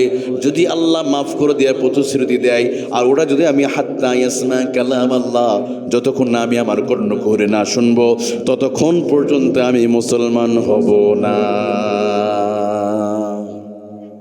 যতক্ষণ না আল্লাহ মাফ করে দিয়ে প্রতিশ্রুতি না দিবে, ততক্ষণ পর্যন্ত আমি মুসলমান হব না। আমি শুনতে চাই যে আল্লাহ আমারে মাফ করছে, এই প্রসঙ্গে একটা আয়াত নাজিল হওয়া লাগবে। কি ভয়ঙ্কর একটা শর্ত! পাপও করেছে, খুনও করেছে, আবার বলে যে আমার বিষয়ে একটা আয়াত নাজিল হওয়া লাগবে। সুবহানাল্লাহ বলেন না? নবী সাল্লাল্লাহু আলাইহি ওয়াসাল্লাম বললেন, এটা কি তোমার সিদ্ধান্ত ওয়াসি? এটা কি তোমার সিদ্ধান্ত? ওয়াসি বলে, হ্যাঁ, এটাই আমার সিদ্ধান্ত। নবীজি বলে, দেখি আল্লাহ তাআলা তোমার বিষয়ে কোনো কিছু বলে কিনা। এবার নবী মুহাম্মদুর রাসূলুল্লাহ সাল্লাল্লাহু আলাইহি ওয়াসাল্লাম বলেন, তাহলে শোনো, আল্লাহ তাআলা একটা ফয়সালা অনেক আগে কোরআনে বলেছে, ওয়াল্লাযীনা লা ইয়াদউনা মা'আল্লাহি ইলাহান আখার ওয়া লা ইয়াকতুলুনান নাফসাল্লাতী হারামাল্লাহু ইল্লা বিল হাক্কি ওয়া লা ইয়াজনুন। নবীজি বললেন, তাহলে শোনো, আল্লাহ তাআলার একটা ফয়সালা আছে এই বিষয়ে। যদি কোনো ব্যক্তি ওয়াল্লাযীনা লা ইয়াদউনা মা'আল্লাহি ইলাহান আখার, যদি কেউ আল্লাহর সাথে যদি কোনো শিরিক না করে, এক আল্লাহ ছাড়া অন্য কাউকে যদি না ডাকে, লা ইয়াদউনা মা'আল্লাহি ইলাহান আখার, অন্য কাউকে ইলাহ হিসাবে যদি না মেনে নেয়, অর্থাৎ আল্লাহকে আল্লাহ বলে জানে, ওয়ালা ইয়াকতুলুনান নাফসাল্লাতী হারামাল্লাহু ইল্লা বিল হক, কোনো মানুষকে অন্যায়ভাবে কোনো হত্যা করে নাই, অর্থাৎ খুন খারাপি করে নাই। ওয়ালা ইয়াসনুন, আর কোনো নারীর সাথে জিনা করে নাই। এই তিনটা কাজ যে করবে না, যদি কেউ প্রতিশ্রুতি দেয়, আল্লাহ তাআলা তার পূর্বের সমস্ত গুনাহগুলো আল্লাহ মাফ করে দিবে। অর্থাৎ নবীজি বললেন, ওয়াসি, তুমি যদি এই তিনটা কাজে প্রতিশ্রুতি দিতে পারো যে আল্লাহর সাথে শিরক করবে না, এক আল্লাহ বাদে অন্য কাউকে রব বলে মেনে নিবে না, জিনা করবে না, মানুষ হত্যা করবে না, এই তিনটা কাজ যে করবে না, আল্লাহ তাআলা তারে কি করবে? তারে মাফ করবে। এবার ওয়াসি বলে, ও মুহাম্মদুর রাসূলুল্লাহ সাল্লাল্লাহু আলাইহি ওয়াসাল্লাম, আমি তো এই তিনটা কাজ আমি তো নিজেই করে ফেলেছি অলরেডি। অর্থাৎ ওয়াসি বলতে চায়, আমি আল্লাহর প্রতি ঈমান আনি নাই, শিরক করেছি, মানুষ হত্যা করেছি, জিনাও করেছি। অতএব এটাই যদি হয় আল্লাহর সিদ্ধান্ত, আমার তো মনে হয় না মুসলমান হয়ে কোনো লাভ হবে, কারণ আমি মানুষ হত্যা করে, আপনার চাচাকে আমি হত্যা করে ফেলেছি, তাহলে মুসলমান হয়ে কোনো লাভ নাই, তাহলে আমি চলে গেলাম। অর্থাৎ ওয়াসি বলে, এখন মুসলমানে কি হবে, কারণ আমি তো শিরক করেছি, আমি মানুষ হত্যা করেছি, জিনাও করেছি। নবীজি বললেন, দাঁড়াও, তোমার শর্তটা আরেকটা আমি একটু কমিয়ে দেই। সুবহানাল্লাহ বলেন। এবার আল্লাহ রাব্বুল আলামিন আরেকটা আয়াত নাযিল হয়ে গেল। নবী যেভাবে বললেন, তাহলে শোনো, ইল্লা মান তাবা ওয়া আমানা ওয়া আমিলা আমালান সালিহান ফাউলাইকা ইউবাদদিলুল্লাহু সাইয়্যাতিহিম হাসানাত ওয়া কানাল্লাহু গফুরুর রহিমা। আল্লাহু আকবার। এবার নবীজি বললেন, তাহলে শোনো, আল্লাহ তাআলা বলে, ইল্লা মান তাবা ওয়া আমানা, যদি কেউ আল্লাহর প্রতি ঈমান আনে, আল্লাহ তার গুনাহ মাফ করে দিবে। আবার যদি ঈমান আনার পরে নেক কাজ যদি করতে পারে, তাহলে আল্লাহ তার পূর্বের ইউবাদদিলুল্লাহ, আল্লাহ তাআলা সমস্ত গুনাহগুলোকে নেকি দিয়ে আল্লাহ পরিবর্তন করে দিবে। ওয়াহশী বলে, ও মুহাম্মদুর রাসূলুল্লাহ সাল্লাল্লাহু আলাইহি ওয়াসাল্লাম, আমি ঈমান আনলাম, এটা আমার জন্য সহজ, কিন্তু ঈমান আনার পরে যদি আমি আবার নেক কাজ করব কিনা এর গ্যারান্টি আমি দিতে পারবো না, এর শর্ত আমি মানতে চাই না। আপনি বলেন আপনার আল্লাহ আমার জন্য কোনো কোরআন আয়াত নাজিল করবে কিনা, যদি নাজিল করে তাহলে মুসলমান হব, আর যদি নাজিল না করে আমি চলে গেলাম। কারণ তো আমি এক শর্ত পালন করতে পারবো না, এত কিছু চাই না, আমি সরাসরি আয়াত নাজিল শুনতে চাই। সুবহানাল্লাহ। শর্ত, কত শর্ত, হাত্তা ইয়াসমা কালাম আল্লাহ, আমি আমার কান দিয়ে শুনতে চাই, আমি এত শর্ত চাই না। এবার নবীজি আবার বললেন, তাহলে শোনো, তোমার জন্য এবার একটা শর্ত, ইন্নাল্লাহা লা ইয়াগফিরু আন ইউশরাকা বিহি ওয়া ইয়াগফিরু মা দুনা যালিকা লিমান ইয়াশা ওয়া মান ইউশরিক বিল্লাহি ফাকাদ দাল্লা দালালাম বাঈদা। আল্লাহ নবী বললেন, তাহলে শোনো, যদি কোনো ব্যক্তি আল্লাহর সাথে যদি শিরিক না করে, লিমান ইয়াশা, আল্লাহ যদি চায় তাকে মাফ করেও দিতেও পারে। ওয়াহশী বলে, দেখেন নবীজি, এই শর্ত মানতে চাই না, যদি আল্লাহ আমারে মাফ না করে তাহলে কি হবে, তাহলে মুসলমান হয়ে কি লাভ হবে? এবার ওয়াহশী বলে, আমি বুঝেছি আমার মুসলমান হয়ে কোনো লাভ হবে না, আমার গুনাহ যদি মাফ না হয় আমার মতো পাপী ব্যক্তি, তবে আমি চাই এই মুহূর্তে আমার জন্য কোনো আয়াত নাজিল হয় কিনা।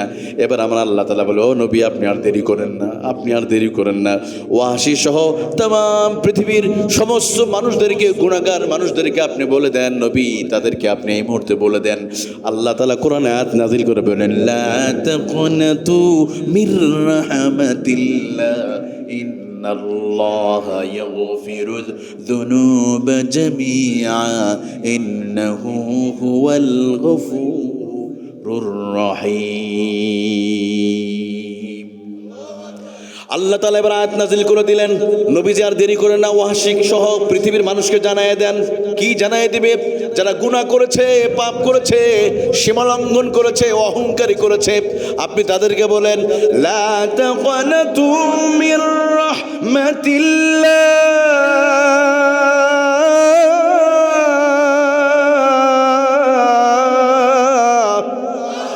তারা যেন আমার রহমত থেকে মুখ যেন ফিরিয়ে না নেয়। আমি আল্লাহ তাদের গুনাহগুলো আমি আল্লাহ তাদের মাফ করে দিব। নবী আপনাকে ওয়াহশীকে বললেন, ওয়াহশী যত বড় পাপী হোক না কেন, আমি আল্লাহ ওয়াহশীর গুনাহগুলো আমি আল্লাহ মাফ করে দিলাম। সুবহানাল্লাহ বলেন। আমার বাবাজিরা, যুবক ভাইয়েরা, ওয়াহশীর মতো মানুষকে যদি আল্লাহ মাফ করে দিলে আমাদের মনে হয় দিবে না? আমরা কি রাসূলুল্লাহ চাচাকে কি মেরেছি? এত বড় পাপ আছে, তাহলে কিসের আপনি ভয় করেন? কেন ভয়? যদি গুনাহ হয়ে যায় তওবা করব কার কাছে? কোনো বাবার কাছে যাবেন নাকি? কোনো দরগায় দুর্গায় কার কাছে মাপ চাবো? কোনো ভায়া লাগবে না, কোনো মাধ্যম লাগবে না, সরাসরি আল্লাহ আমি ভুল করেছি, শুধু মিড ইন বাংলা ভাষায় বলবেন, আয় আল্লাহ আমি বড় অপরাধী, ভুল করেছি, এই কথা বলতে দেরি হবে, আমার আল্লাহ মাফ করতে দেরি হবে না। ওয়ায়ুবাদদিলুল্লাহু সাইয়্যাতিহিম হাসানাতিন ওয়া কানাল্লাহু গফুরুর রহিমা। আল্লাহ রাব্বুল আলামিন বলে, বান্দা তোর 10 বছরের মদ খাওয়ার গুনাহ, 10 বছরের ইয়াবা খাওয়ার গুনাহ, 10 বছরের জিনা করা গুনাহ আমি আল্লাহ মাফ করে দিব। যদি হ্যাঁ কেউ বলতে পারে, আল্লাহ আমি আর কোনোদিনই পাপ করব না, আমি প্রমিস করলাম, শপথ করলাম আমি আর কোনোদিন করব না, এই মর্ম যদি কেউ সিদ্ধান্ত নিতে পারে, আপনার গুনাহগুলো পরিবর্তন করে দেবে কে? আলাদা বলেন কে? অতএব যুবক ভাইয়ের কোনো ভয় আছে? আমি শুনলাম এইদিকে যুবকরা একটু মাঝে মাঝে একটু নেশা করে, আছে নাকি? মদ খায়, গাঁজা খায়। তবে ও যুবক ভাইয়েরা, বাবাজিরা, যদি কেউ এই নেশার মধ্যে থাকেন, যদি কেউ নেশা করেও থাকে, আল্লাহ কিন্তু মাফ করবে, কোনো ভয়ের কারণ নাই। তবে এই সমাজের মানুষ থেকে নেশা থেকে যদি বিরত রাখতে হয়, আপনি এসব ওয়াজ করে লাভ নাই, দোয়া করেও কাজ হবে না, জায়গা মতো কোরআনে আইন পাশ করা লাগবে মদের বিরুদ্ধে। কথা কোন ঠিক কিনা? আল্লাহ তাআলা কোরআনে আয়াত নাজিল করেছে না, প্রথমে কিন্তু মদ নিষিদ্ধ করে নাই। প্রথমে কি বলেছে? তোমরা ওটা নিকটে যেও না, লা তাকরাবুস সালাতা ওয়া আনতুম সুকারা, মদ পান অবস্থায় এটা করো না। মদ পান করলে নেশা অনেক বড় পাপের রাস্তা খুলে দেয়। ইসমুল কবির বলা হয়েছে, কিন্তু চূড়ান্তভাবে সূরা মাইদা থেকে আল্লাহ নাজিল করে যখন নবীজি মদিনা থেকে ক্ষমতা পেয়ে গেলেন, কি বললেন? আজ থেকে তোমাদের জন্য মদ নিষিদ্ধ করা হলো। বাস, সঙ্গে সঙ্গে ইতিহাস হয়ে গেল। পুরা মক্কার রাস্তাগুলোতে কোন কোন সাহাবীর মুখে তখনও মদ ছিল। যখনই শুনেছে কোরআনে আয়াত নাযিল হয়ে গেছে, সঙ্গে সঙ্গে ফেলে দিয়েছে মদের হাড়িগুলোর। মদের কারণে পুরা মক্কার রাস্তাগুলো যারা মদের কারণে বন্যা বয়ে গিয়েছিল। অথচ আমার প্রিয় ভাইয়েরা, এটা সম্ভব হতে পেরেছে কখন? নবীজি ওই যতদিন তিনি চেষ্টা করেছে, 17 বছর থেকে নিয়ে 40 বছর নবীর উপর যখন কোরআন নাজিল হয় নাই, যখন দল ছিল, সংবিধান ছিল না, ওই সময় কিন্তু আমার নবী মদ নিষিদ্ধ করতে পারে নাই। মদিনাতে আসার পরে যখন চেয়ার পেয়ে গেলেন, তখন কি করেছে? মদ নিষিদ্ধ হয়। এই জন্য আমরা আমাদের দেশের এই অসঙ্গতি দূর করতে গেলে কিয়ামত পর্যন্ত শুধু খালি মদের বিরুদ্ধে ওয়াজ করে যাবেন, আর পার্লামেন্টের চাবিকাঠি বাম রাম আর সেকুলারদের হাতে দিবেন। জীবনে তারা এই দেশ থেকে মদ নিষিদ্ধ করবে না। কথা ঠিক কিনা? মদ নিশামুক্ত সমাজ উপহার দিতে গেলে এই টুপিওয়ালা দাড়িওয়ালা হুজুরদেরকে পার্লামেন্টে পাঠাতে হবে। যারা বিলিভ করে ইসলাম একমাত্র সলিউশন দিতে পারে সমাজের অন্যায় রাহাজানি, তাহলে যারা বিশ্বাস করে ইসলামী আন্দোলন মানে কোরআন দিয়ে যারা শাসন করতে চায়, তাদেরকে আমাদের ওখানে পাঠাতে হবে। তারা সম্ভব। কিয়ামত পর্যন্ত আপনি পাঠাবেন, দেখবেন মাদক বিরোধী, মাদক নিয়ন্ত্রণ একটা আইন আছে। নিয়ন্ত্রণ কেন? নিয়ন্ত্রণ কেন? তার মানে কি? নিয়ন্ত্রণ মানে কি? একটু কম করে খেতে হবে, একবারে নিষিদ্ধ করবে না, আবার মাঝে মাঝে সরাসরি অভিযান করবে, একবার বন্ধ করবে না। কিন্তু কোরআন যখন পার্লামেন্টে চলে যাবে, ওই যে সূরা হজের 34 নম্বর আয়াতে বলা হচ্ছে, আল্লাহ কি বলছেন? নামাজ প্রতিষ্ঠা করবে, যাকাত প্রতিষ্ঠা করবে, তা'মুরুনা বিল মা'রুফ ওয়া তানহাউনা আনিল মুনকার, অসৎ কাজ থেকে বিরত রাখবে। তখন তারা কি সরাসরি কোরআন আয়াত দিয়ে মদ নিষিদ্ধ করে দেবে। সুবহানাল্লাহ বলেন। এ মদ, গাঁজা, ইয়াবা যারা খায়, এগুলো আপনি জীবনে ওয়াজ করে। আচ্ছা, আমি একটা উদাহরণ দিয়ে বলি আপনাদেরকে। 10,000 বক্তা, ঈদ ওয়াজ মাহফিলও লাগবে না। এত মাহফিল করার দরকার নাই তো ভাই। আপনার যদি কোরআন পার্লামেন্টে চলে যায়, মাহফিল এত লাগবে না। কি জন্য আপনাদের বলি? আচ্ছা, বর্তমান ক্ষমতা কি আছে? ডক্টর ইউনূস, তিনি চেয়ার, বাংলাদেশের মূল চেয়ারে তিনি আছেন, চাবিকাঠি তার হাতে, তাই না? আচ্ছা, 10,000 বক্তা 10 বছর ধরে নামাজের ওয়াজ করে যতটা মানুষ নামাজি হবে, খেয়াল করেন, ডক্টর ইউনূস তার চেয়ার থেকে শুধু 10 সেকেন্ড বলবে, আজ থেকে বাংলাদেশে নামাজ বাধ্যতামূলক করা হলো। এটা বলতে লাগবে কয় সেকেন্ড? 10 সেকেন্ড।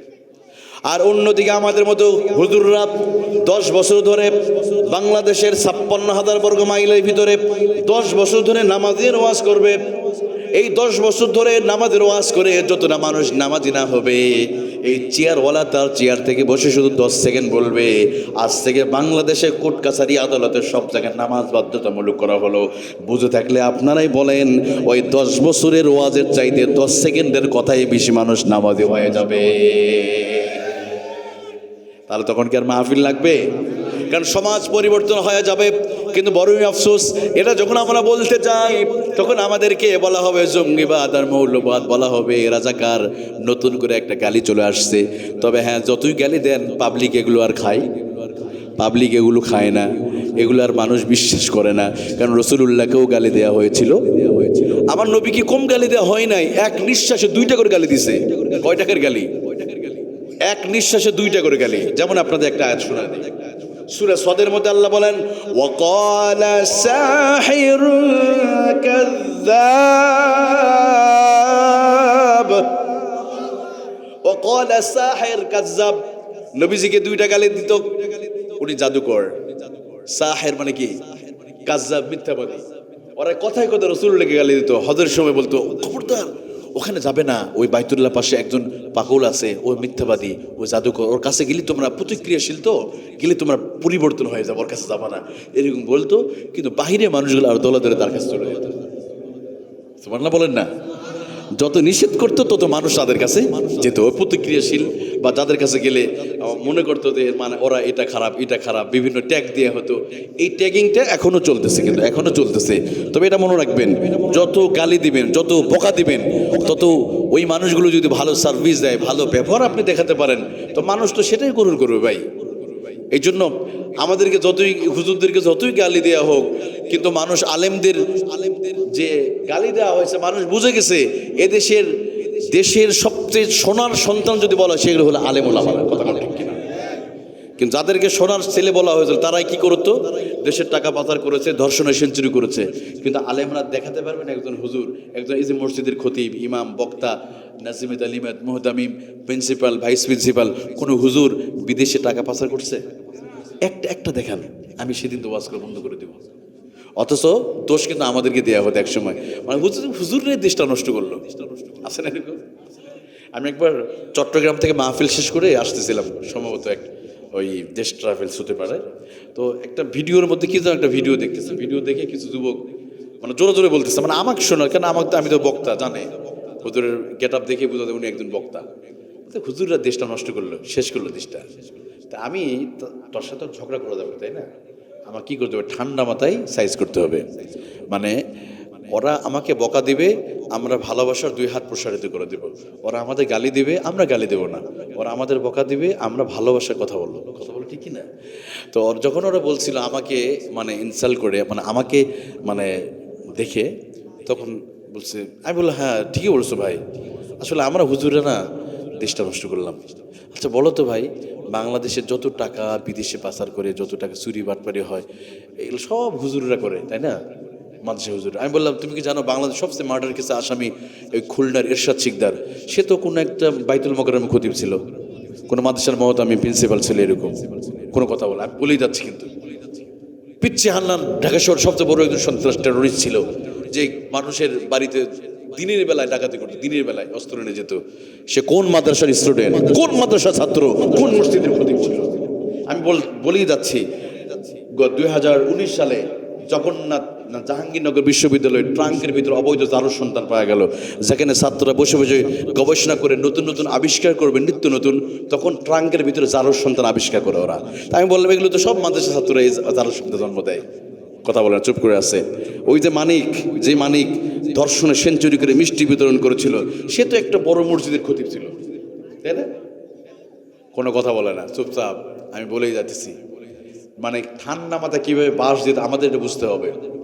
আপনি বলেন তো প্রিয় ভাইরা, বাংলাদেশে কোনো এই দেশের সেই 1971 থেকে আজকের দিন পর্যন্ত গত 54 বছরে এদেশের যত বড় খুন রাহাজানি হয়েছে, একটার সাথে কোনো আলেম ওলামাদের কোনো সম্পর্ক নাই। এরপরও হুজুর দেখলেই জঙ্গিবাদ আর মৌলবাদ। আর প্রথম আলো নামক একটা পত্রিকা ছিল, এরা জঙ্গিবাদের উৎপাদন, এরা প্রথমে নিউজ করতো, এরপরে অমুকের বাড়িতে হানা দিত। আপনাদের ভোলাতেও হয়েছিল, ভোলা সদরে। মিসাই কিছু না, অযথা একটা বাড়িতে হামলা করে একজন পুরুষ নারীকে গ্রেফতার করে নিয়ে চলে যেত, মানুষের দৃষ্টির নজর কেড়ে নেওয়ার জন্য, কিছু না। এভাবে দিনের পর দিন তারা করেছে, আলেমদেরকে গালি দিয়েছে। কিন্তু যতই গালি দেন হুজুরদেরকে, আপনাকে কিন্তু একদিন সেই মোল্লাদের কাছে যাওয়া লাগবে, যাবে না? যাওয়া লাগবে, হুজুরদের কাছে যাওয়া লাগবে।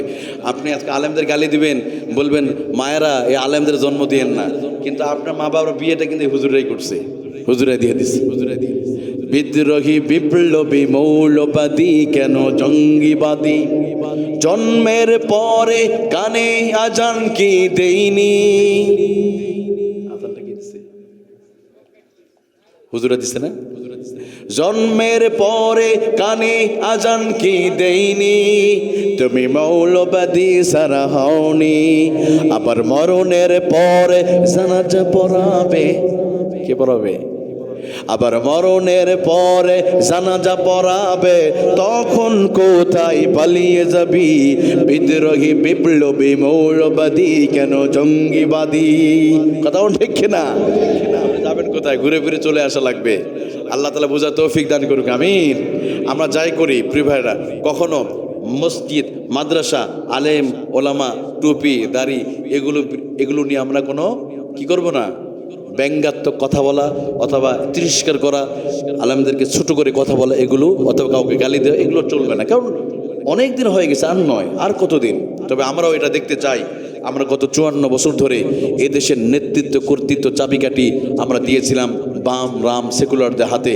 আসেন না একটাবার আমরা আলেম ওলামারা সমস্ত হুজুররা একত্রিত হয়ে আমরা আর ডিভাইডেড হয়ে থাকতে চাই।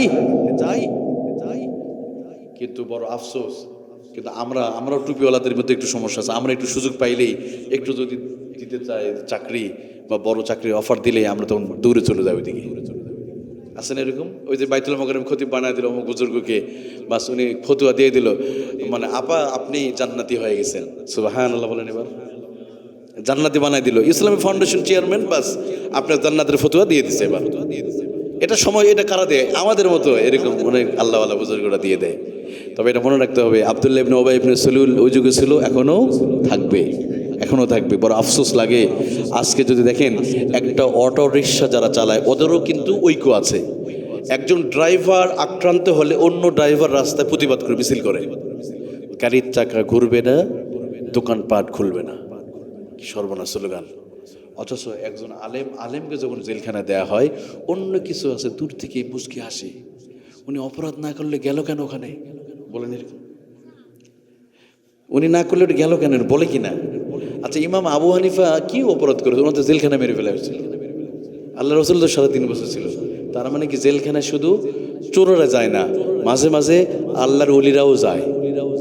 কথা বলেন ঠিক কিনা? ওটাও সুন্নত। রসুল্লাহ 3.5 বছর ছিল। আমার প্রিয় ভাই, আপনাদের কষ্ট হচ্ছে নাকি?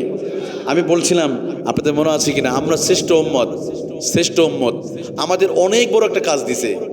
কি কাজ? তা'মুরুনা বিল মা'রুফ ওয়া তানহাউনা, সৎ কাজের আদেশ, অসৎ কাজের নিষেধ। এবার আসে, এটা যদি আমরা না করি কি হবে?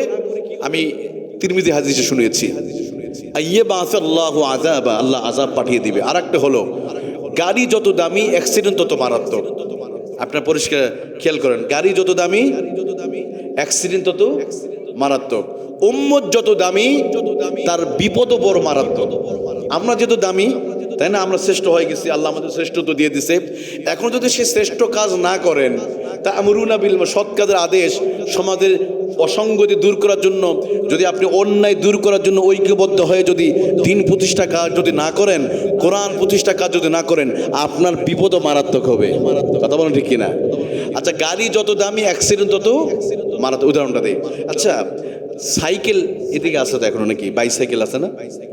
একটা সাইকেল আর একটা সাইকেল অ্যাক্সিডেন্ট হলে মানুষকে মারা যায়, কারণ সাইকেলের দাম কম, অ্যাক্সিডেন্ট খুব একটা মারাত্মক নয়। হুন্ডাতে যান, প্রাইভেট, আপনার R15 সাইকেলের দাম 10 থেকে 15,000 টাকা। একটা R15 এর দাম কত? 3 লক্ষ টাকা।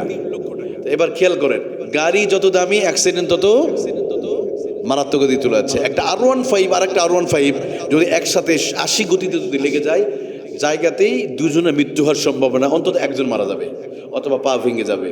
খেয়াল করেন। এবার আসেন প্রাইভেট কার, 2টা এক্স করোলা অথবা আপনি যদি এলিয়ন, 2টা গাড়ি যদি লেগে যায়, একটা এলিয়নের দাম কত?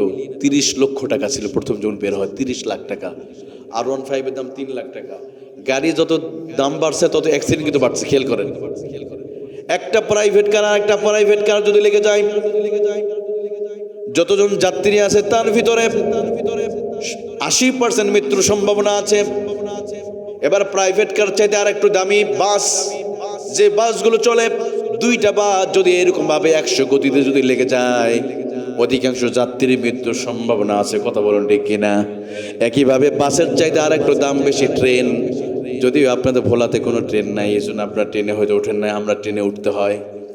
2টা ট্রেন আর একটা ট্রেন যদি লেগে যায়, তাহলে ওই ট্রেনের যাত্রী, ম্যাক্সিমাম যাত্রী, 90% যাত্রীর মৃত্যুর সম্ভাবনা আছে। এবার ট্রেনের চাইতে দামি আর একটা বাহন আছে, এটার নাম কি? এই তো বুঝে গেছে, বিমান। ট্রেনের চাইতে দাম বেশি বিমানের। পৃথিবীতে বোয়িং 777 এই বিমানটার দাম সবচেয়ে বেশি। বাংলাদেশে আছে মোটামুটি 8টা না কয়টা আছে সম্ভবত, এটার দাম সবচেয়ে বেশি। আচ্ছা বলেন তো, 2টা বিমান যদি সংঘর্ষ হয় অথবা ক্রাশ হয়, আকাশে গিয়ে আগুন ধরে যায়। আজকেও মেক্সিকোতে একটা হয়েছে, দেখলাম আজকে আসার সময় খবর দিতেছিলাম, সবগুলি মারা গেছে। বিমান দুর্ঘটনা হলে 99%, অর্থাৎ 2-1টা অলৌকিক মিরাকেলে 2-1টা, কিন্তু 90% মৃত্যুর সম্ভাবনা। তার মানে কি হলো? গাড়ি যত দামি অ্যাক্সিডেন্ট তত মারাত্মক। একটা বাইসাইকেল আর একটা বাইসাইকেল অ্যাক্সিডেন্ট হলে মরে না, চামড়া কেটে যে রক্ত বের হয়। একটা হুন্ডা আর একটা হুন্ডার সাথে লেগে গেলে 100% মৃত্যু হবে না, হয়তো দুজনের ভিতরে একজনের মৃত্যু হতে পারে, পা ভেঙে যেতে পারে অথবা পঙ্গু হয়ে যেতে পারে, মারাও যেতে পারে। প্রাইভেট কার অ্যাক্সিডেন্ট হলে দেখা গেল যতজন যাত্রী আছে অর্ধেক মৃত্যুর সম্ভাবনা আছে। তার চাইতে আর একটু দামি হলো বাস। দুইটা বাসের সংঘর্ষ হলে দেখা গেল এখানে 80% মৃত্যুর সম্ভাবনা আছে। বাসের চাইতে দাম বেশি ট্রেনের। এবার ট্রেনের যাত্রী দুইটা যদি মুখোমুখি হয়, বাংলাদেশে আজ থেকে প্রায় 20 বছর আগে হিলিতে একবার অ্যাক্সিডেন্ট হয়েছিল, অধিকাংশ যাত্রী মারা গিয়েছে। আমাদের উত্তরবঙ্গে হিলিতে যতজন যাত্রী ছিল 80% মৃত্যু হয়ে গেছে। সব জায়গায় লাশ পড়ে সিটে সিটে লাশ পড়ে ছিল। তার মানে বাসের চাইতে দাম বেশি ট্রেনের, ওর অ্যাক্সিডেন্ট তত মারাত্মক। ট্রেনের চাইতে দাম বেশি বিমানের, আর বিমান যদি দুর্ঘটনা হয় সবগুলো মৃত্যুর সম্ভাবনা আছে। ঠিক তেমনি এই পৃথিবীতে আল্লাহ তাআলা যত উম্মত আমার আল্লাহ পাঠিয়েছে, সমস্ত উম্মতের ভিতরে উম্মতে মুহাম্মদের মর্যাদা নিয়ে অসঙ্গতি দূর করতে হলে আমাদেরকে কোরআনের দিকে যাওয়ার দরকার আছে না নাই? আরো জোরে বলেন। কারণ এই কোরআনের জন্যই তো আল্লাহ তাআলা আমাদের সম্মান দিয়েছে, এই কোরআনের জন্যই তো উম্মতে মুহাম্মদের মর্যাদা আল্লাহ বাড়িয়েছে। দেখেন আপনাদের একটা ঘটনা শোনাই।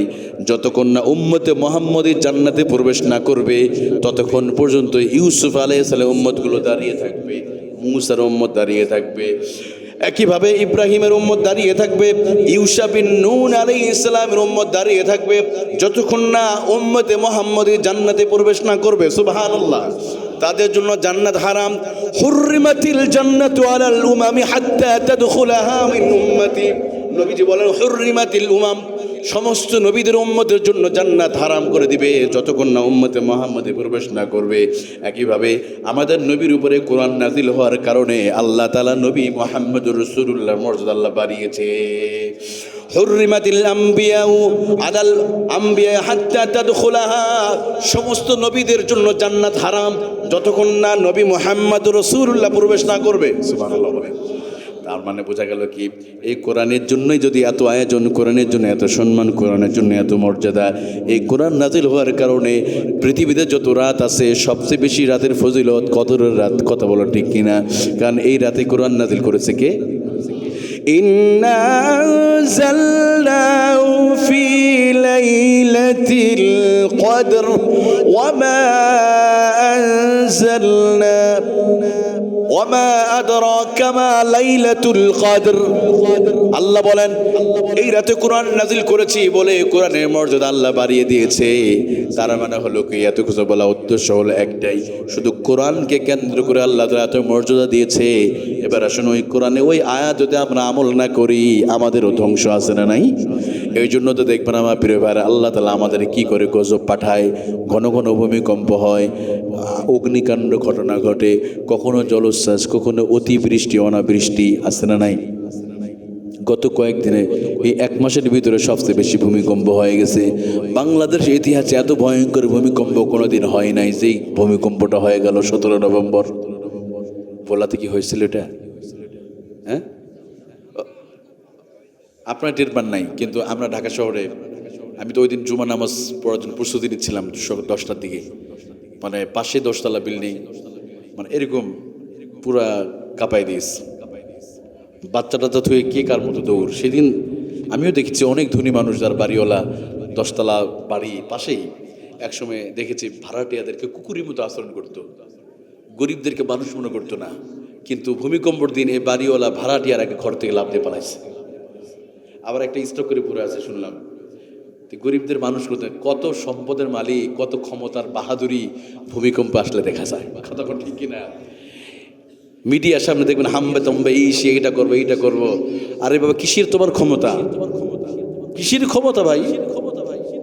2 দিন আপনার ডায়রিয়া হলে কোমর সোজা করতে পারবেন না আপনি। আপনার যাতে অনেক বড় বড় ক্ষমতাবানরা দুনিয়াতে চলে গেছে, যায় নাই? আল্লাহ মেসাকার করে দিয়েছে, ধ্বংস করে দিয়েছে। কিন্তু আমরা ক্ষমতা মানে পাওয়ার কাছাকাছি গেলেও মানুষ অনেক সময় কি করে, মানুষকে মানুষ মনে করে না। আল্লাহ কিন্তু সতর্ক করেছে, আলম তারা কাইফা ফাআলা রাব্বুকা বিআদ। তোমরা কি জানো না আদের চাইতে আদ সম্প্রদায়তে বড় পণ্ডিত হয়ে গেছো তোমরা? আদ সম্প্রদায় কেমন ছিল? যে আদ সম্প্রদায় পাহাড় কেটে বাড়ি বানাতো, এত শক্তিশালী ছিল যে ওরা, আমরা তো বিল্ডিং তৈরি করি, দেখেন 10তলা বিল্ডিং বানাতে গেলে 1তলা করে একটা ছাদ, এরপর আরেকটা ছাদ, এরপর একটা ছাদ, তাই না? ছাদ দিয়ে দিয়ে দিয়ে দিয়ে বিল্ডিং বানায়।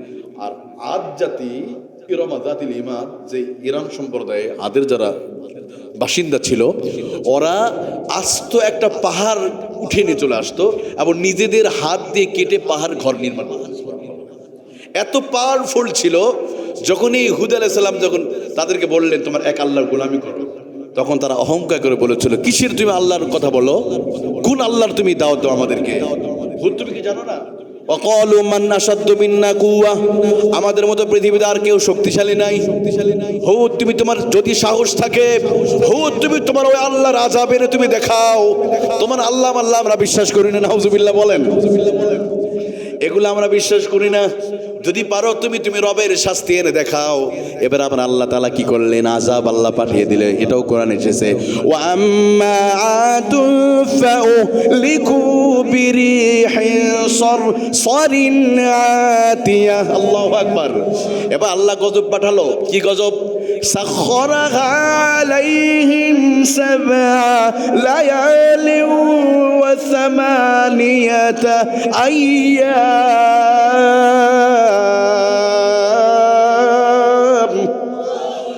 ওই আদ জাতিকে আল্লাহ তাআলা এমন আযাব পাঠিয়ে দিলেন, যারা চরম অহংকারী করতো, আমাদের চাইতে আর কে ক্ষমতাবান আছে। যারা বলতো, আমরাও আলেমরা অনেক সময় এদেশের ওই অহংকারীদেরকে সতর্ক করে দিয়েছিল, তাদেরকে সতর্ক করে দিয়েছিল। তখন আমাদেরকে বলা গালি দিয়েছিল, রাজাকার বলেছিল, আমাদের জঙ্গি বলেছিল আমরা অনেক শক্তিশালী, আমরা অনেক দিন ক্ষমতা থাকবো, আমরা করুণের চাইতে আমরা শক্তিশালী বলছিল না? কত ক্ষমতার বাহাদুরি বলেছিল। হুজুররা অনেক আগে সতর্ক করেছে, আলেমরা সতর্ক করেছিল, খবরদার ক্ষমতা নিয়ে বাড়াবাড়ি করো না। এমন একটা দিন আসবে, আল্লামা সাইদির মতো ওলি তারাও বলে গিয়েছিল, যেদিন তোমরা পালানোর জন্য অর্থ তোমরা খুঁজে পাবে না। ঠিক নবী হুদ আলাইহিস সালাম আদ জাতিকে বলল, সাবধান হয়ে যাও, আল্লাহ কিন্তু আযাব পাঠাবে। ওরা অহংকার করে বলল, আমরা পাহাড় কেটে কেটে বাড়ি বানাই, পাহাড় কেটে কেটে বাড়ি বানাই। ইরামা যাতিল ইমাদ।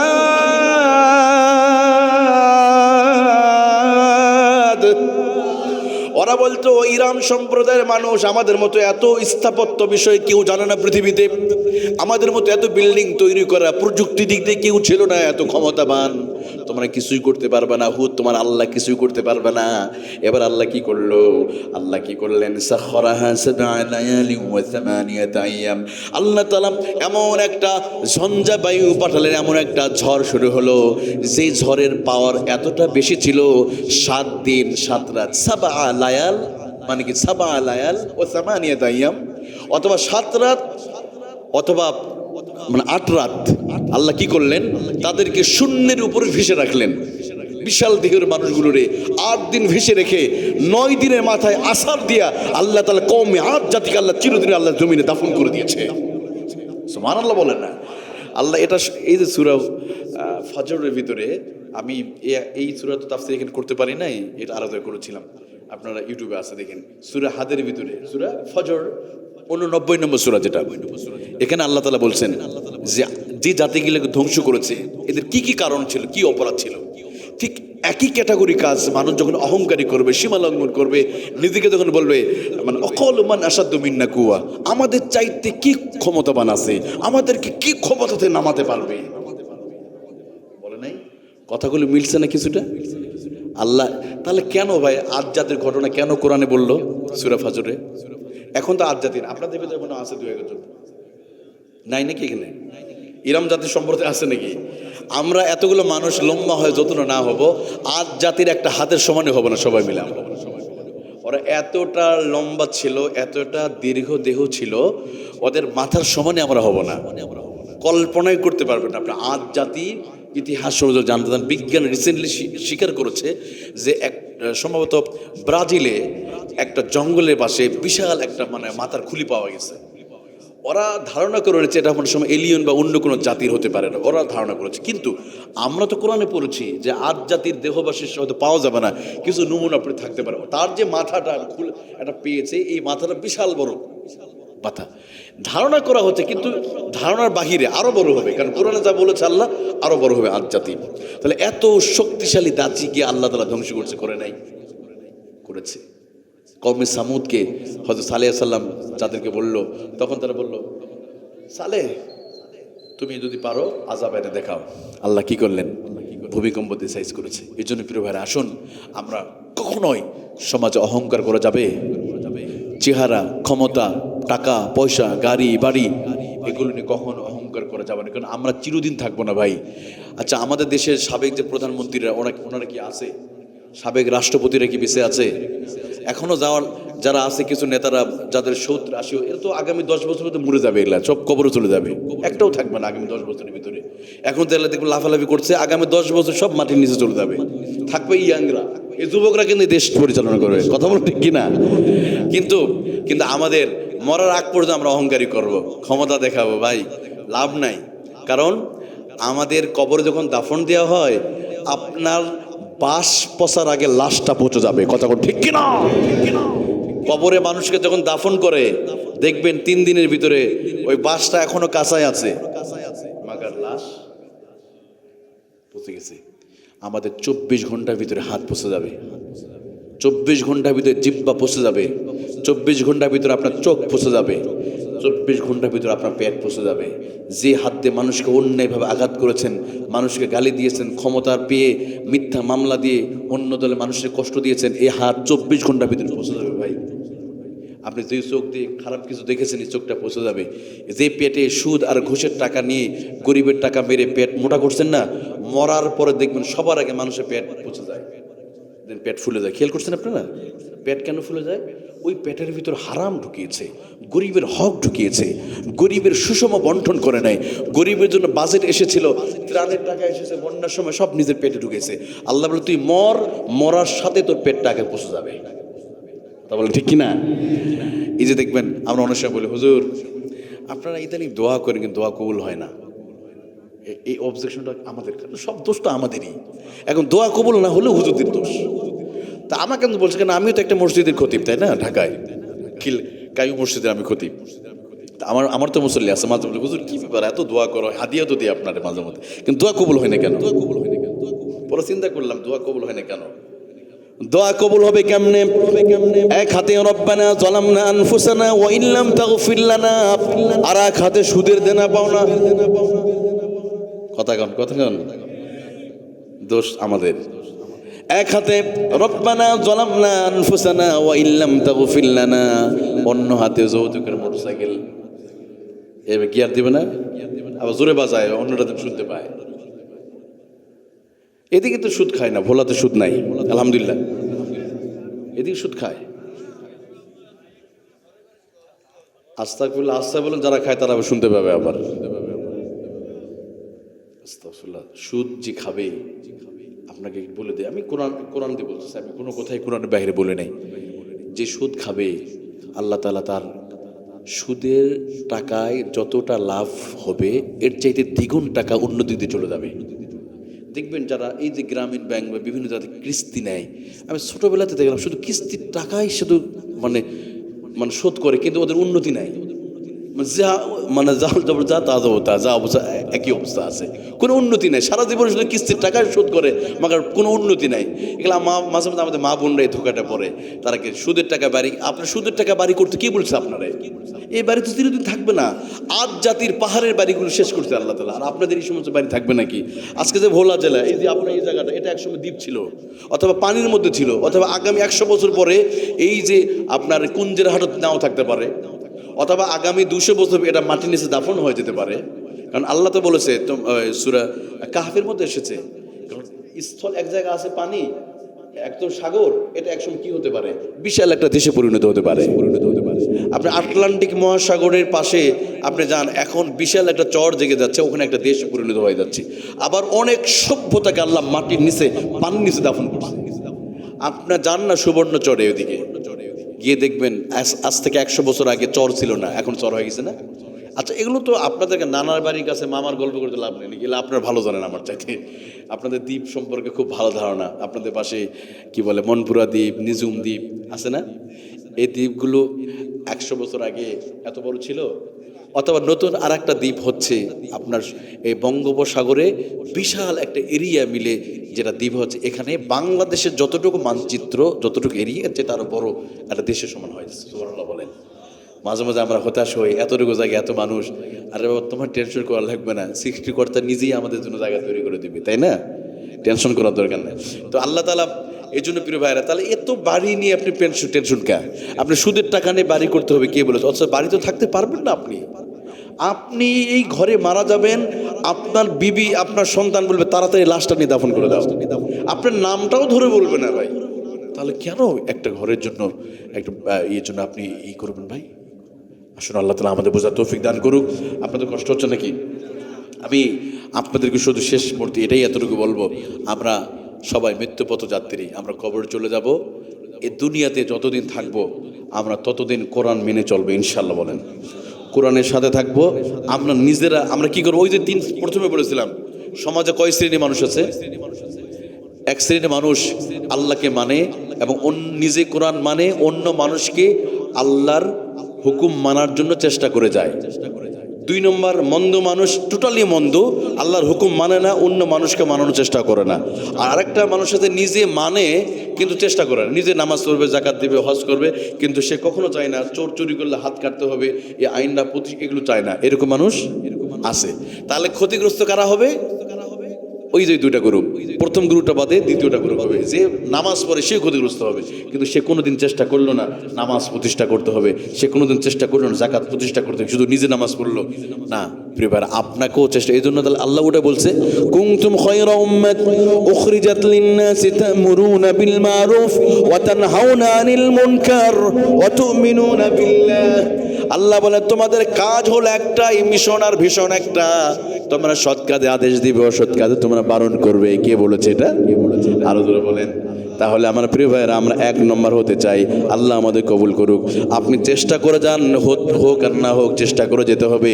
যেমন আমার আপনার প্রিয় নবী 1 মুহাম্মদুর রাসূলুল্লাহ থেকে এখন 200 কোটি মুসলমান প্রমাণ করে। 1 মুহাম্মদ রাসূলুল্লাহ শুরু করেছিল, এখন মুসলমান কতগুলো আছে? 200 কোটি। আল্লাহ রাসূল যখন দাওয়াতের কাজ শুরু করলেন, কোরআনের দাওয়াত, তখন একজন তিনি একা মুহাম্মদ ছিলেন। কয়জন? এরপর আবু বকর ইসলাম গ্রহণ করলো, তারপর হযরত খাদিজা। কয়জন? 3 জন না? এখন কতজন আছে? সুবহানাল্লাহ। আর তোরে কোন সুবহানাল্লাহ। ওরা চেয়েছিল যেটা, ওদেরটা সফল হয় নাই।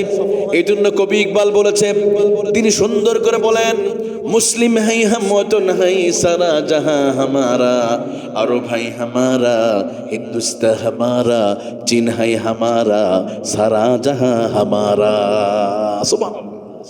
তিনি এই কবিতার মাধ্যমে বোঝাতে চেয়েছেন, মুসলিম হাই হাম ওয়াতন হাই সারা জাহাঁ হামারা, গোটা পৃথিবী আমাদের। তিনি বোঝাতে চাইলেন 1 মুহাম্মদুর রাসূলুল্লাহ থেকে ওই চীনের জিনজিয়ান প্রদেশে চলে যান। জিনজিয়ান প্রদেশ গুগলে সার্চ করলে পেয়ে যাবেন কত হাজার কিলোমিটার। ওই চীনের জিনজিয়ান প্রদেশে 1 জন নয়, 2 জন নয়, প্রায় 3 কোটি মুসলমান সেখানে বসবাস করে। আপনি এবার চলে যান আটলান্টিক প্রশান্ত মহাসাগর, আটলান্টিক মহাসাগর পাড়ি দিয়া বাংলাদেশ থেকে 29 ঘন্টা শুধু সময় লাগে বিমানে। কত ঘন্টা? 29 ঘন্টা সময় লাগে ওই আমেরিকা। এরকম ভাবে আটলান্টিক মহাসাগর পাড়ি দিয়ে ওপারে যেতে, ওই আটলান্টিক মহাসাগরের ওপারে ওই আমেরিকার ভিতরে 1 জন নয়, 2 জন নয়, 50 লক্ষ মুসলমান সেখানে বসবাস করে। এবার চলে যান আপনি ওশেনিয়া মহাদেশ, চিলি, ব্রাজিল, লম্বা একটা সরুর দেশ আছে পেরু, চিলি যান, ওখানেও মুসলমান। অস্ট্রেলিয়া, নিউজিল্যান্ডের পাশে একটা দেশ আছে ফিজি। আপনাদের কুঞ্জের হাটে যত মানুষ বসবাস করে, এর চেয়ে কম মানুষ বসবাস করে ফিজিতে। আমি একটা গবেষণায় দেখলাম, একটা ম্যাগাজিনে দেখলাম, ওই ফিজিতে যত না মানুষ আছে তার ভিতরে কালিমার দাওয়াত, তাবলিগের কাজ চলে গেছে, দিনের দাওয়াত চলে গেছে, সেখানেও রাসূলুল্লাহ দাওয়াত পৌঁছে গেছে। বলেন সুবহানাল্লাহ। এই জন্য কবি বলেন, মুসলিম হাই হাম ওয়াতন হাই সারা জাহাঁ হামারা, হিন্দুস্তান হামারা, আরব হাই হামারা, চীন হাই হামারা, সারা জাহাঁ হামারা। জোরে বলুন সুবহানাল্লাহ। এর জন্য কোনো চিন্তার কারণ নাই। আমাদের সংখ্যা কম হতে পারে, কিন্তু আমাদের উদ্দেশ্য যদি সঠিক থাকে, একটা দিন আল্লাহ আমাদেরকে বিজয় এনে দিবে।